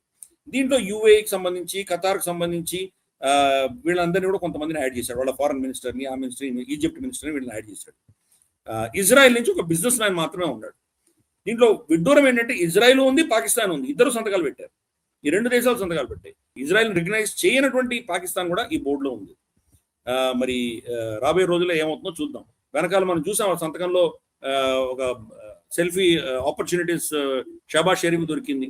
అతని డొనాల్డ్ ట్రంప్ చెవులో ఏదో మాట్లాడిస్తున్నాడు. అందుకని విపరీతమైన చర్చ నడుస్తుంది అక్కడ. భారతదేశం అయిపోయింది, అమెరికా నుంచి కిక్డ్ అవుట్, ఇంకా పాకిస్తానే చక్రం తిప్పబోతోంది. అద్భుతంగా చర్చలు జరుగుతున్నాయి పాకిస్తాన్. సో ఇది అక్కడ ఉన్నటువంటి పరిస్థితి. అంటే నువ్వు చెప్పినట్టు కరెక్ట్. అతని సామంతులు ఒక చక్రవర్తి కూర్చుంటే చక్రవర్తి చుట్టూ సామంతులు ఎలా కూర్చోాలో అలా అతను దాన్ని తయారు చేస్తున్నాడు. ఇది లైఫ్ లాంగ్ అతనే ప్రెసిడెంట్ ఉంటాడు, అది చైర్మన్ ఉంటాడు. అంటే అతను 3 సంవత్సరాల్లో ప్రెసిడెంట్ గా దిగిపోతాడు, అమెరికా ప్రెసిడెంట్ అయినా కానీ తనే ఉంటాడు. కాబట్టి ఇటువంటి పనికిమాలిన బాడీలో ఎందుకు చేరతారు? తన సొంత వీళ్ళే ఎవరు చేరలేదు. జపాన్, కొరియా, యూరోపియన్ యూనియన్ వీళ్ళు ఎవరు, యూరోప్ లో ఉన్న మేజర్ దేశాలు ఎవరు చేరలేదు. భారతదేశము, చైనా, రష్యా ఎవరు చేరలేదు. ఆస్ట్రేలియా చేరలేదు. అంటే అర్థం చేసుకోవచ్చు దీని పరిస్థితి ఏంటో. ఇదొక డ్రామా తప్ప ఇంకేమీ లేదు. కానీ యునైటెడ్ నేషన్స్ చంపే దిశగా, దాన్ని కంప్లీట్ గా సర్వనాశనం చేసే దిశగా ఇగో ఈ ప్రయత్నాలన్నీ చేస్తున్నాడు. అది సరే, ఈ డ్రామా నడుస్తుంది అతని పాపులారిటీ కోసం. మేక్ అమెరికా గ్రేట్ అగైన్ కాదు, మేక్ ట్రంప్ గ్రేట్ అగైన్ అతని టార్గెట్ అది. తను ఏదో చాలా పెద్ద చక్రవర్తిని, ప్రపంచంలో మొత్తం చరిత్రని తిరగరాసేటువంటి శక్తి ఉన్నటువంటి వ్యక్తి. ఇటువంటి ఆలోచనలతోటి ఇవన్నీ పెట్టాడు. కానీ ఎంతకాలం నడుస్తుందో చూద్దాం. ఇది బహుశా ఆల్రెడీ నా దృష్టిలో అయితే ఆల్రెడీ ఇట్ ఈస్ డెడ్. ఎందుకంటే ప్రపంచంలో జరుగుతున్న యుద్ధాలని వీళ్ళు ఏమీ ఆపలేరు, వీళ్ళ చేతిలో ఏమీ లేదు. 8 యుద్ధాలు ఆపానన్నాడు. ఆల్మోస్ట్ ప్రతి యుద్ధం మళ్ళీ సాగుతూనే ఉంది అక్కడ. ఓకే, మనకు థాయిలాండ్, కంబోడియా నడుస్తోంది. భారత పాకిస్తాన్ లో మనం ఆపరేషన్ సింధూర్ ఆపలేదని చెప్తున్నాం మనం. మనకు చూసుకుపోతే అన్ని అతనికి కోట్ చేసిన 8 యుద్ధాలు కూడా మళ్ళీ ఇరాన్ మీద అటాక్ చేయడానికి సిద్ధపడుతున్నారు. ఇరాన్ ఇజ్రాయెల్ మీద చేశాను అన్నాడు. ఆ 8 ఆల్రెడీ మళ్ళీ స్టార్ట్ అవుతున్నాయి. కాబట్టి సరే, గుడ్ లక్. ఈ డ్రామాబాజీ ఎంతవరకు నడుస్తుందో చూద్దాం. ఓకే, సరిగా చాలా ఇంట్రెస్టింగ్ డెవలప్మెంట్స్ ఇవి. నేను 2 అంశాలని కలిపి మీరు అనలైజ్ చేయండి. కేఎల్ ఇన్స్టిట్యూట్, జర్మనీకి సంబంధించినటువంటి ఇన్స్టిట్యూట్ ఒక రిపోర్ట్ ని పెట్టింది. World economy German think tank ఇది. వాళ్ళు ఇచ్చినటువంటి రీసెర్చ్ రిపోర్ట్ ఏంటంటే జనవరి 2024 నుంచి నవంబర్ 2025 మధ్య అమెరికాకి $4 ట్రిలియన్ షిప్మెంట్స్ ఇంపోర్ట్స్ వచ్చాయి. అందులో 4% మాత్రమే ఎవరైతే ఆ దేశానికి ఎగుమతులు చేస్తున్నారో వాళ్ళు భరిస్తున్నారు ఆ టారిఫ్స్ విషయంలో. బట్ మిగతా అంతా కూడా 96% కన్స్యూమర్స్ వినియోగదారులే భరిస్తున్నారు, అమెరికా పౌరులే భరిస్తున్నారు అనేది రిపోర్ట్ చెప్తున్న సారాంశం. సో ఇది నిజంగా అమెరికా ఇప్పుడు డొనాల్డ్ ట్రంప్ ఏదో టారిఫ్స్ చేస్తున్నామంటే ఎవరు నష్టపోతున్నారంటే అమెరికన్ పౌరులే నష్టపోతున్నారని ఈ రిపోర్ట్ చెప్తోంది.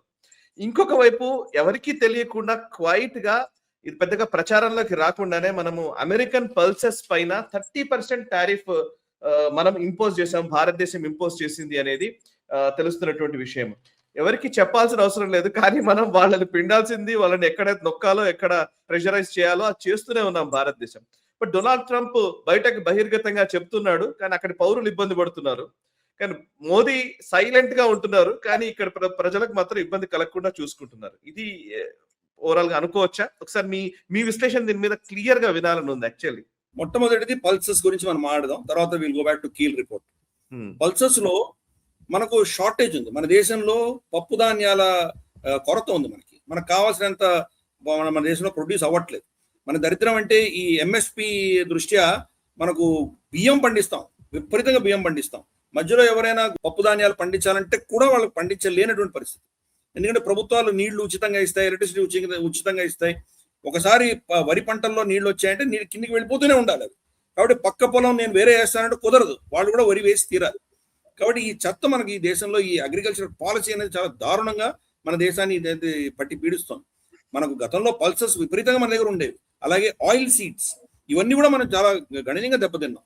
పత్తి, గోధుమ, బియ్యము, షుగర్ కేన్ ఇటువంటి ఒక 4-5 అంశాలే ఎంఎస్పి కంప్లీట్ గా వాళ్ళు టేక్ ఓవర్ చేశారు.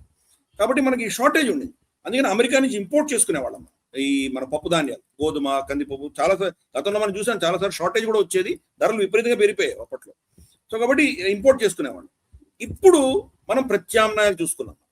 లాటిన్ అమెరికా నుంచి కావచ్చు, లేదా మన రష్యా, యుక్రెయిన్ లాంటి సెంట్రల్ ఏషియా ప్రాంతాల నుంచి కావచ్చు, ఆఫ్రికా నుంచి కావచ్చు, ప్రత్యామ్నాయాలు చూసుకున్నాం. ప్రత్యామ్నాయాలు చూసుకున్న తర్వాత మనకు ఆ సెక్యూరిటీ వచ్చేసింది. కాబట్టి ఈ రోజు అమెరికా పల్సెస్ మీద మనం 30% టారిఫ్ వేసాం. క్వైట్ గా వేసాం, అక్టోబర్లో నవంబర్లో వేసాం. అది ఇప్పుడు సడన్ గా మనకి బయటకు వచ్చింది. ఎలా ఎవరికి అనౌన్స్ చేయలేదు, క్వైట్ గా వేసేసాం అంతే. ఆ రైతులందరూ గోలు పెడుతున్నారు. ఆ రైతులందరూ పోయి డొనాల్డ్ ట్రంప్ కి మొరబెట్టుకున్నారు, మీరు భారతదేశాన్ని ఏదో విధంగా మాట్లాడి ఈ 30% తగ్గించేలాగా చేయండి, మాట్లాడండి వాళ్ళతోటిని. వాళ్ళు వెళ్ళి మొరబెట్టుకుంటే మనకు బయట తెలిసింది. అంతవరకు తెలియని కూడా తెలియదు, ఎక్కడ అనౌన్స్ చేయలేదు, క్వైట్ గా చేసాం మనం చేయాల్సింది. సో ఇప్పుడు ట్రేడ్ నెగోషియేషన్స్ జరుగుతూ ఉండగా మనం ఇది టారిఫ్ ఇంక్రీజ్ చేసామంటే అర్థం ఏంటి? చాలా స్పష్టంగా మెసేజ్ ఇస్తున్నాం, నువ్వు మమ్మల్ని సతాయిస్తే మాకు లీవర్స్ ఉన్నాయి, మేము మిగతా రష్యా, మనకు బ్రెజిల్, కెనడా, చైనా ఇలా మేము పబ్లిక్ వచ్చి కెమెరా ముందా మైక్ ముందా మేము అరవం, మేము చేస్తాం అని చెప్పి వాడికి స్ట్రిక్ట్ మెసేజ్ పంపించాం అమెరికా. సో ఇప్పుడు కక్కలేడు మింగలేడు, 30% పెట్టాం, తనే మన మీద 50% పెట్టాడు. కాబట్టి ఏది ఎక్కువ? మనం వాడికంటే తక్కువ పెట్టాం కదా, కాబట్టి మనం ఏం అనలేడు. ఈ పరిస్థితిలో ఈరోజు డొనాల్డ్ ట్రంప్ ఉన్నాడు. కాబట్టి గుర్రం దిగి రావాల్సిన పరిస్థితి ఈరోజు డొనాల్డ్ ట్రంప్ ఉంది. కాబట్టి మనం క్వాయిట్గా మనం చేసేది మనం చేస్తున్నాం. ఎక్కడ మనం లీవరేజ్ మనకు ఉందో ఆ లీవరేజ్ వాడుకుంటున్నాము, ఎక్కడ ఎక్కించాలో అక్కడ ఎక్కిస్తున్నాము. క్రమేపీ నా దృష్టిలో ఈవెన్ ఫార్మాస్యూటికల్ ఇండస్ట్రీస్ మీద మనం ఏదో చర్యలు తీయబోతున్నాం. ఎందుకంటే 40% వాళ్ళ ఫార్మా అంతా కూడా భారతదేశం మీద డిపెండ్ అయ్యింది. కాబట్టి దాని మీద కూడా ఏదో చర్య వస్తుంది. Next round of trade negotiations లో వాళ్ళు ఇలాగే మొండి పట్టు కూర్చొని ఉన్నాడంటే డొనాల్డ్ ట్రంప్, బహుశా మనం దాంట్లో కూడా మొదలు పెడతాం. సో చూద్దాం ఏమవుతుంది. రెండు, ఈ కీల్ రిపోర్ట్ ఇది తెలియని విషయం కాదు, మనకు మొదటి రోజు నుంచి తెలుసు. టారిఫ్ ఎవరి మీద వేస్తున్నాడు? టారిఫ్ అంటే ఏంటి? ఇంపోర్ట్ ట్యాక్స్లు వేస్తున్నాడు. ఇంపోర్ట్ ట్యాక్స్లు వేస్తే ఏమవుతుంది? వాళ్ళ ఎకానమీ అంతా కూడా 1.5-2% పెరుగుతుంది. సరే 4%, 3.5% ఏదో చెప్పుకుంటున్నాడు, కానీ యాక్చువల్లీ 1-2% పెరుగుతుంది. అంటే వాళ్ళ కన్సంప్షన్ లో ఏం పెద్ద మార్పు లేదు. 100 టన్నులు వాళ్ళు ఏదైనా ఒక పర్టికులర్ ఐటమ్ కన్సూమ్ చేస్తున్నారంటే మరి వచ్చే సంవత్సరానికి 100 మీద 2 టన్నులు పెరగచ్చు, అంతే, అంతకు మించి ఏమీ లేదు. 2-3 దేశాల నుంచి కొంటున్నారంటే ఒక దేశం మీద టారిఫ్ వేస్తే ఇంకో దేశం నుంచి తెచ్చుకోవాలి, అంతకు మించి ఇంకేమీ లేదు, ఆల్టర్నేట్ లేదు కదా. ఫర్ ఇన్స్టెన్స్ మనకు బాస్మతి రైస్ కానీ బియ్యాలు, చాలా బియ్యం అంతా కూడా అమెరికాలో భారతదేశం నుంచి వెళ్తుంది. సడన్ గా ఒక రోజు నిద్ర లేచి ఇంత వీళ్ళు మన మీద విపరీతమైన ఎక్స్పోర్ట్ చేస్తున్నారు, వీళ్ళ మీద టారిఫ్లు వేద్దామా అంటే కనుక వాళ్ళ కామర్స్ సెక్రటరీ చెప్పాడు, లేదు మనకు ఆల్రెడీ ఇవన్నీ ఇంక్లూడ్ అయి ఉన్నాయి దీంట్లో, ఏం చేయలేము అన్నట్టుగా చెప్పాడు. సో ఈరోజు లీవర్స్ పోయాయి, డొనాల్డ్ ట్రంప్ కి కంప్లీట్గా లీవర్స్ పోయాయి. సో కానీ ఈ టారిఫ్లు వేసి ఏమైందంటే ఈ కీల్ రిపోర్ట్ ఏం చెప్తుందంటే 4% మాత్రమే ఎక్స్పోర్టర్స్ అడ్జస్ట్ చేసుకున్నాం. అంటే ఇప్పుడు నాకు బంగ్లాదేశ్కి కాంపిటీషన్ ఉందా అనుకుందాం కాసేపు, బంగ్లాదేశ్ ఏదో టెక్స్టైల్ ఎక్స్పోర్ట్ చేస్తుంది, నా మీద 50% టారిఫ్ ఉంది, అతని మీద 30% టారిఫ్ ఉంది, కాబట్టి నావి కాస్ట్లీగా ఉన్నాయి, కాబట్టి నేను చిన్న అడ్జస్ట్మెంట్ చేసుకుంటాను, కొద్దిగా తగ్గించుకుంటాను, నా ప్రాఫిట్ మార్జిన్ తగ్గించుకుంటాను, ఏదో చేస్తాను. కాబట్టి ఇటువంటిది ఓన్లీ 4% ప్రపంచవ్యాప్తంగా చేశారని చెప్తున్నాడు. మిగతా 96% కూడా ఆ ఇంపోర్టర్సే, వాళ్ళు ఎవరు ఇంపోర్ట్ చేసుకుంటున్నారో వాళ్ళ ప్రజలే దాన్ని కట్టుకుంటున్నారు. దానివల్ల విపరీతంగా ధరలు పెరగబోతున్నాయి. గతంలో ఉన్న స్టాక్స్ దృష్ట్యా వాళ్ళు ఈ డిసెంబర్ వరకు ఎలాగో తట్టుకోగలిగారు. ఇప్పుడు జనవరి నుంచి అవన్నీ పెరగబోతున్నాయి. నెక్స్ట్ క్వార్టర్ అంటే జనవరి, ఫిబ్రవరి, మార్చ్ క్వార్టర్ రిపోర్ట్స్ వచ్చేసరికి గణనీయంగా పెరగబోతుంది. వాళ్ళు మొత్తం ఇవన్నీ కూడా స్టాక్స్ అన్ని కూడా దాని యొక్క ప్రైసింగ్ విపరీతంగా పెరగబోతుంది. వచ్చే ఈ సంవత్సరం ఇంకొక 3, 4, 6 నెలల తర్వాత చూస్తే కనుక ఎంత దాంట్లో మనకు ఇన్ఫ్లేషన్ రాబోతుందో చూడొచ్చు. సో అదే ఈ రిపోర్ట్ చెప్తాం. 96% వాళ్ళే పే చేస్తున్నారు, మనం తగ్గట్లేదు. ఇన్ఫాక్ట్ ఈవెన్ అమెరికాకి మనం ఎక్స్పోర్ట్ చేస్తున్న టెక్స్టైల్స్ లో కూడా పెద్ద రిడక్షన్ రాలేదు మనకు. ఎందుకంటే మన టెక్స్టైల్స్ డిఫరెంట్. మనం కొనేటువంటి వాళ్ళు మన కుర్తా పైజామాలు కావచ్చు, మన పంచలు కావచ్చు, చీరలు కావచ్చు, కొనేవాళ్ళు కొనాల్సిందే కదా. అక్కడ ధరలు పెరిగిన వాళ్ళు కొంటున్నారు. కాబట్టి ఈ దీంట్లో మార్జినల్ చేంజెస్ వచ్చాయి మన టెక్స్టైల్స్. కొత్త బట్ట అమ్మడంలోనే కొద్దిగా మనం అక్కడెక్కడ కొంత దెబ్బతిన్నాం, కానీ టెక్స్టైల్స్ మనకు ఫినిష్డ్ టెక్స్టైల్స్ అన్ని కూడా మనం బంగ్లాదేశ్ ఇక్కడ షిఫ్ట్ చేసుకున్నాం. మనం కోయంబత్తూరు ఇక్కడికి వస్తున్నాయి, కోయంబత్తూరు నుంచి మనం కోయంబత్తూరు ఈరోడ్ సేల్ నుంచి ఎక్స్పోర్ట్ చేస్తున్నాం. కాబట్టి మన దగ్గర అడ్జస్ట్మెంట్ చాలా తక్కువ, వాళ్ళే పే చేస్తున్నారు. నాణ్యతకు మనకి ఇవ్వగలిగినటువంటి ప్రోడక్ట్స్ కి పేమెంట్ ఈవెన్ అక్కడ కూడా ఆ ప్రజలే పే చేసి తీసుకుంటుంది. కన్సంప్షన్ మారదు. ఒక దేశం కాబట్టి ఇంకో దేశం, ఏదో దేశం నుంచి తీసుకోవాలి. అన్ని దేశాల మీద టారిఫ్ వేశాడు. ఆఖరికి మనుషులు కూడా లేనటువంటి పెంగ్విన్లు ఉన్నటువంటి దేశాల మీద టారిఫ్లు వేశాడు. దాంతో ఏమవుతుంది? అది ఆబ్వియస్లీ వాళ్ళ ప్రజలకే వేటు పడుతుంది కదా. అందుకని ఇది సింపుల్ మ్యాథమెటిక్స్. ఇదేదో పెద్ద చిన్నపిల్లవాడిని అడిగినా చెప్తాడు. మనం ఎక్స్పోర్ట్ చేసేది 100 రూపాయలకి ఎక్స్పోర్ట్ చేస్తాం. దాని టారిఫ్ ఏది ఉన్నా వాళ్ళు చూసుకోవాలి కదా. దాని తర్వాత అక్కడ ఏమవుతుందో మనకు తెలియదు. ఇప్పుడు ఫర్ ఎగ్జాంపుల్ హార్లీ డేవిడ్సన్ మనకు అమ్మాడు. హార్లీ డేవిడ్సన్ అమ్మితే ఏమైంది? ఏదో 10 లక్షలు కొంటాం మనం, 10 లక్షలకి ఎక్స్పోర్ట్ చేస్తాడు. ఇక్కడ మనం దానికి అదనంగా 10 లక్షలు వేసామంటే 100% టారిఫ్ వేస్తే కొనేవాడు 20 లక్షలు పెట్టి కొనుక్కుంటాడు కదా. అమెరికాకి రావాల్సిన లాభాలు వాళ్ళకి ఎలాగో వస్తాయి. అదే అక్కడ కూడా వర్తిస్తుంది కదా. సో అందుకని బేసిక్ ఎకనామిక్స్ కూడా తెలియదు ఈ వ్యక్తికి, డొనాల్డ్ ట్రంప్కి. ఏదో రియల్ ఎస్టేట్ డీల్ చేసినట్టు అన్ని మాట్లాడుతున్నాడు. అది క్రమేపీ ఎక్స్పోజ్ అవుతున్నాడు. ఒక సంవత్సరంలోనే ఎక్స్పోజ్ అయిపోయాడు. గ్రీన్లాండ్ ఇవన్నీ చెత్త చేసి నేటోని కూల్చి ఇవన్నీ చేశాడంటే రేపటి రోజు మరి డొనాల్డ్ ట్రంప్ని వాళ్ళు ఉంచుతారా, వాళ్ళలోనే ముసలం పుట్టి వాళ్ళు ఇదని ఇంప్లీజ్ చేస్తారో చూడాలి. ఈ రిపోర్ట్ చాలా స్పష్టంగా చెప్తాను, అందరికి తెలిసిన విషయం చెప్తాను, కొత్త విషయమే కాదు అది. వాళ్ళ ప్రజలే దీన్ని పే చేసుకోవాలి. కరెక్ట్. సరే, నేటో అన్నారు కాబట్టి అసలు ఇస్లామిక్ నేటో కోసం అని ప్రయత్నాలు జరుగుతున్నాయని మనం ఇంతకుముందు కూడా గ్లోబల్ రౌండప్ లో డిస్కస్ చేశాము. అది మొగ్గ దశలోనే ఉంది, ఇంకా అంత దూరం రాలేదు అనిపించింది. But still now Saudi Arabia, Pakistan, టర్కీలతో కలిసి దీని మీద సీరియస్ గానే ప్రయత్నాలు చేస్తున్నట్టుగా స్పష్టంగా కనబడుతోంది. ఇంకోవైపు ఎంబీజెడ్ ఎవరైతే యుఏఈకి సంబంధించినటువంటి అధినేత ఉన్నాడో, యుఏఈకి సౌదీకి మధ్య ఒక ఘర్షణ వాతావరణం నెలకొన్న ఈ టైంలో యుఏఈ అధినేత ప్రిన్స్ ఎంబీజెడ్ భారత పర్యటనకు రావడము 3 గంటలే, కానీ చాలా కీలకమైన పర్యటనగా అందరూ అభివర్ణిస్తూ ఉన్నారు. అండ్ అంతేకాదు, ఆ 3 గంటల్లో డిఫెన్స్ డీల్ ఒకటి మనం యుఏఈతో చేసుకోబోతున్నాం, దాని గురించి కూడా చర్చించినట్టు తెలుస్తోంది. యుఏఈ ఇప్పుడు రష్యా, ఉక్రెయిన్ల మధ్యవర్తిత్వం నిర్వర్తిస్తోంది. సో ఇట్లాంటి టైంలో సౌదీ అరేబియా చేస్తున్న ప్రయత్నాలు అండ్ వెస్ట్ ఏషియాలో జరుగుతున్నటువంటి కీలకమైనటువంటి పవర్ షిఫ్ట్స్ లేదా కొత్త రాజకీయ సమీకరణాలకు సంబంధించిన అప్డేట్స్ ఏంటి? ఇస్లామిక్ నాటో వివరాలు ఏంటి? అంటే అమెరికా డొనాల్డ్ ట్రంప్ చేస్తున్నటువంటి వ్యవహారాల నుంచి లాంగ్ టర్మ్ స్ట్రాటజీలో మనం అమెరికా నుంచి డీకపుల్ అవ్వాలి అని చెప్పి సౌదీ అరేబియా నిర్ణయించుకుంది. అందుకనే చైనా తోటి వాళ్ళు యువాన్ లో ట్రేడ్ చేస్తామని చెప్పి వాళ్ళు ఒప్పుకోవడం, అలాగే అమెరికా యొక్క ఇరాన్ మీద అటాక్ చేస్తానంటే కనుక దాన్ని వ్యతిరేకించడం. సో క్రమేపీ అది చూస్తున్నాం. ప్రత్యామ్నాయాలు ఏమున్నాయి? చైనాతో వెళ్ళలేరు వాళ్ళు, అలాగే రష్యాతో వెళ్ళలేరు, ఇంకెవరితో వెళ్ళాలి? సో వీళ్ళ పైసలతోటి వీళ్ళు మోచే నీళ్లు తాగేటువంటి పాకిస్తాన్తో వీళ్ళు ఒప్పందం చేసుకున్నారు. కానీ పాకిస్తాన్ అంత శక్తి ఉందా నిజంగా? రేపు మనకి ఇజ్రాయెల్ సౌదీ అరేబియా యుద్ధంలో దిగేటువంటి పరిస్థితి వస్తే పాకిస్తాన్ వచ్చి ఇజ్రాయెల్కి వ్యతిరేకంగా యుద్ధం చేసే క్షమత వాళ్ళ దగ్గర ఉందా? ఈరోజు గాజాలో ఒక సైనికుడికి $100 ఇచ్చినా మేము పని చేస్తాం, ఉడియం చేస్తాం అని చెప్పి అక్కడ సైన్యం పంపించడానికి సిద్ధపడినటువంటి పాకిస్తాను రేపు ఇజ్రాయెల్ని ఎదుర్కొని యుద్ధం చేయగలిగిన కెపాసిటీ వాళ్ళకు ఉందా? అసలు మన దేశంతో వాళ్ళు ఎంత దారుణంగా ఓడిపోయారో మనం చూసాం. ఇజ్రాయెల్ దగ్గర ఉన్న టెక్నాలజీ, వాళ్ళకు ఉన్నటువంటి ఇది మరి నిజంగా వాళ్ళు ఏం చేయలేరు. కానీ అమెరికా లేకపోతే ఇంకెక్కడికి వెళ్ళాలి వాళ్ళు? న్యూక్లియర్ పవర్ వీడి దగ్గర ఉంది కాబట్టి ఆ న్యూక్లియర్ పవర్ని వాడుకోవడానికి ఒప్పందం చేసుకుంది సౌదీ అరేబియా. సౌదీ అరేబియా దగ్గర పైసలు ఉన్నాయి, వీళ్ళ దగ్గర న్యూక్లియర్ వెపన్స్ ఉన్నాయి, తర్వాత సైన్యం ఉంది పాకిస్తాన్ దగ్గర, టెక్నాలజీ ఈరోజు టర్కీ దగ్గర ఉంది.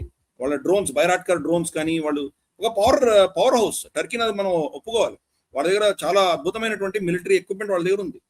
కాబట్టి వాళ్ళు వీళ్ళు ముగ్గురు కలిస్తే కనుక నేటో, ఒక ఇస్లామిక్ నేటోలా తయారవుదామని వాళ్ళ ఒక ఆలోచన వాళ్ళు. ఇది జరిగితే ఒక నేటో దేశం మీద యుద్ధం వస్తే కానీ ఏమవుతుంది అంటే, రేపు టర్కీ మీద ఎవరైనా అటాక్ చేస్తే ఈ రెండు దేశాలు వెళ్ళి టర్కీని సమర్థించే పరిస్థితి ఉండొచ్చు. కానీ అది ఇంకొక నేటో దేశం అటాక్ చేస్తే, గ్రీస్ అటాక్ చేస్తే ఏమవుతుంది? అది టర్కీ మీద సైప్రస్ అటాక్ చేస్తే ఏమవుతుంది? అది వీళ్ళిద్దరు వెళ్తే కనుక మళ్ళీ యూకేను యూఎస్ఏ వాళ్ళందరూ బరిలో దిగాలి. ఎంత కిచిడి ఉందో మనం అర్థం చేసుకోవచ్చు.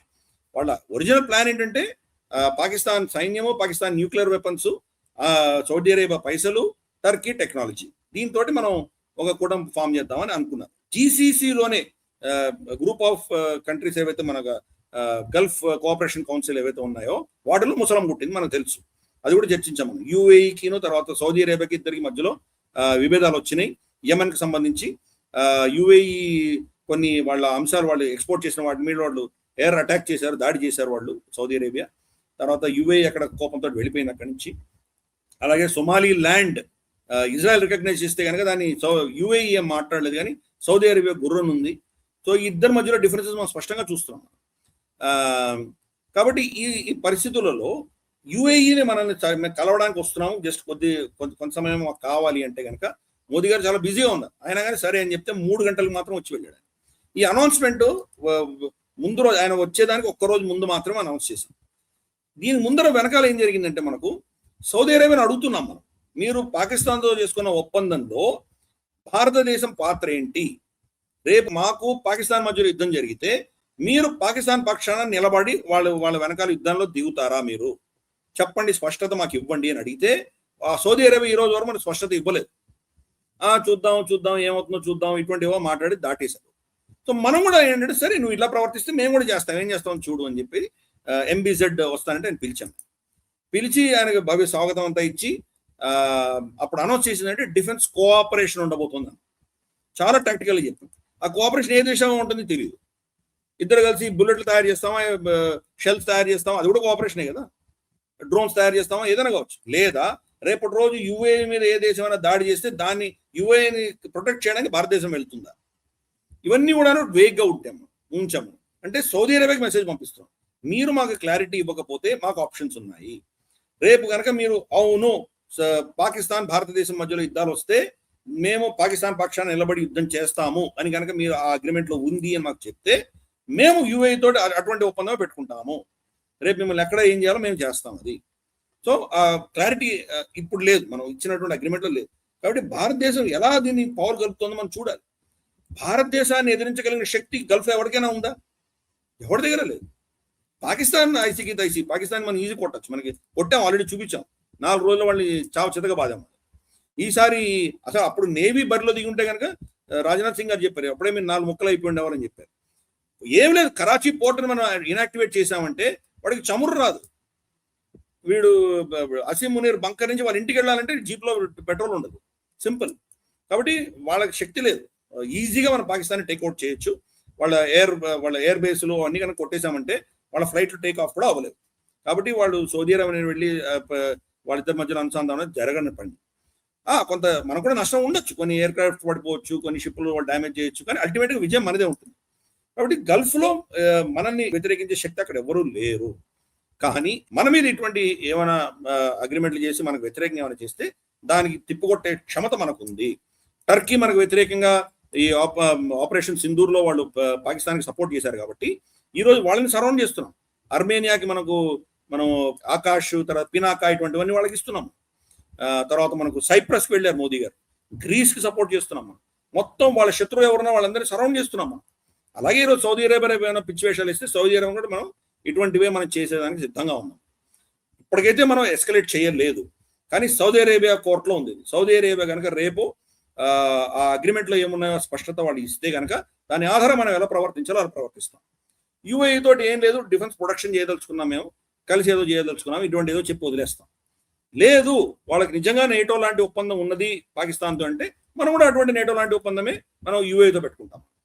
కాబట్టి ఇది ఒక స్ట్రిక్ట్ వార్నింగ్ మనం ఇస్తున్నాం వాళ్ళకి, భారతదేశంతో మీరు అనవసరంగా పెట్టుకోకండి, మీరు మా వ్యతిరేకంగా ఏమైనా ఇటువంటి కూటములు చేసి మాకు వ్యతిరేకంగా ఏమైనా చేస్తే మా క్షమత మేము చూపిస్తున్నాము అన్న మెసేజ్ మనం ఈ ఎంబీజెడ్ విజిట్ లో మనం చేసాం. ఎస్ సార్, ఇక ఈ వారం మన వెస్టర్న్ హిపోక్రసీ సెగ్మెంట్ లోకి వెళ్దాం సార్. పాశ్చాత్య దేశాల ద్వంద్వ ప్రమాణాలు అనేక విషయాల్లో మనం మాట్లాడుతూనే ఉన్నాం. ఇవాళ యాక్చువల్లీ మీరు దావోస్ స్పీచ్లలో కూడా ఉన్న హిపోక్రసీని మీరు ఎక్స్పోజ్ చేశారు. బట్ అందులో ఇంకొక హిపోక్రసీకి సంబంధించినటువంటి ఈ సెగ్మెంట్ ఉంది కాబట్టి దీంట్లో వరల్డ్ ఎకనామిక్ ఫోరం లోనే దావోస్ లో మాట్లాడినటువంటి Ireland Prime Minister Michael Martin చేసినటువంటి వ్యాఖ్య ఇదేంటంటే, ఆయన ఏమంటే యూరప్ ని beacon and bastion of free speech అని అభివర్ణించారు. అదొక పెద్ద ఫ్రీ స్పీచ్ కి చుక్కాని వంటిది, అదే ఒక పెద్ద కంచుకోట లాంటిది ఫ్రీ స్పీచ్ కి అని చెప్తున్నారు. అంత ఫ్రీ స్పీచ్ గురించి మాట్లాడేటువంటి వాళ్ళు ఒక వారం రోజుల క్రితమే అక్కడ ఉన్నటువంటి యాక్చువల్లీ చాలా మందిని అరెస్ట్ చేస్తున్నారు. అందులో ఒక ఇన్సిడెంట్, ఒక స్టూడెంట్ జెండర్ మార్చుకున్నానని చెబితే లేదు అన్నందుకు ఆమెను అరెస్ట్ చేశారు, టీచర్ ని. సో ఒకసారి ఆ డీటెయిల్స్ కూడా చెప్తారా? ఫ్రీ స్పీచ్ పేరిట ఈవెన్ యూరప్ ని ఫ్రీ స్పీచ్ అంటే కనుక మనం యూకేలో ఎన్ని కేసులు పెడుతున్నారో మనకు తెలుసు. ఇస్లామోఫోబియా పేరిట ఈ జెండర్ విషయాలకు సంబంధించి ఒకసారి డీటెయిల్స్ చెప్తారా సార్? అబ్సల్యూట్ హిపోక్రసీ, ఎందుకంటే ఏం కావాలి మనకి? ఐర్లాండ్ తనకు తాను మేము ఫ్రీ స్పీచ్ యొక్క ఛాంపియన్స్ చెప్పుకుంటున్నారు, కంచుకోటని చెప్పుకుంటారు. యూరోప్ అన్నది మాకు వ్యక్తి యొక్క వాక్ స్వాతంత్రాన్ని కాపాడేటువంటి అద్భుతమైనటువంటి ప్రాంతం ఇదంతా అని వాళ్ళు చెప్పుకొని అతను దానికి సర్టిఫికెట్లు ఇచ్చుకుంటున్నాడే. వార క్రితము మిస్ జెండరింగ్ అంటారు. మిస్ జెండరింగ్ అంటే దాని అర్థం ఏంటి? ఒక పిల్లవాడు నేను అమ్మాయిని అని చెప్పి నిర్ణయించుకున్నాడు అంటే అతని జెండర్ మారలేదు, కానీ అతని హక్కు. మనకు జెండర్ ఫ్లూయిడిటీ అని మన మాజీ వైవి చంద్రచూడ్ మన చీఫ్ జస్టిస్ కూడా చెప్పాడు కదా ఆయన. సో ఈ చెత్త, ఈ ఎల్జిబిటిక్యూ చెత్త అక్కడంతా ఇంప్లిమెంట్ చేస్తారు వాళ్ళు. దాంతో నేను మా అమ్మాయిని అనుకున్నప్పుడు నన్ను అమ్మాయిగానే మీరు సంబోధించాలి అన్నటువంటి నా హక్కు అన్నటువంటి ఒక చెత్త ఆ దేశాల్లో ఉంది. కాబట్టి ఒక టీచరు ఒక అబ్బాయి నిన్నటిదాకా అబ్బాయిగానే ఉన్నాడు, ఈరోజు సడన్ గా నేను అమ్మాయిని అంటే కనుక అబ్బాయినే అని చెప్పి అతను ఆ టీచర్ ఆ వ్యక్తిని సంబోధించేసరికి నా జెండర్ను, నా అధికారాన్ని నువ్వు ఉల్లంఘించి నాకు వ్యతిరేకంగా ఇవన్నీ మాట్లాడుతున్నావు కాబట్టి కేసు పెట్టారు. అది చెప్తాగానే ఇమ్మీడియట్ గా ప్రభుత్వం వచ్చి అరెస్ట్ చేసింది. అంటే మరి ఆ వ్యక్తి స్వాతంత్రం లేదా?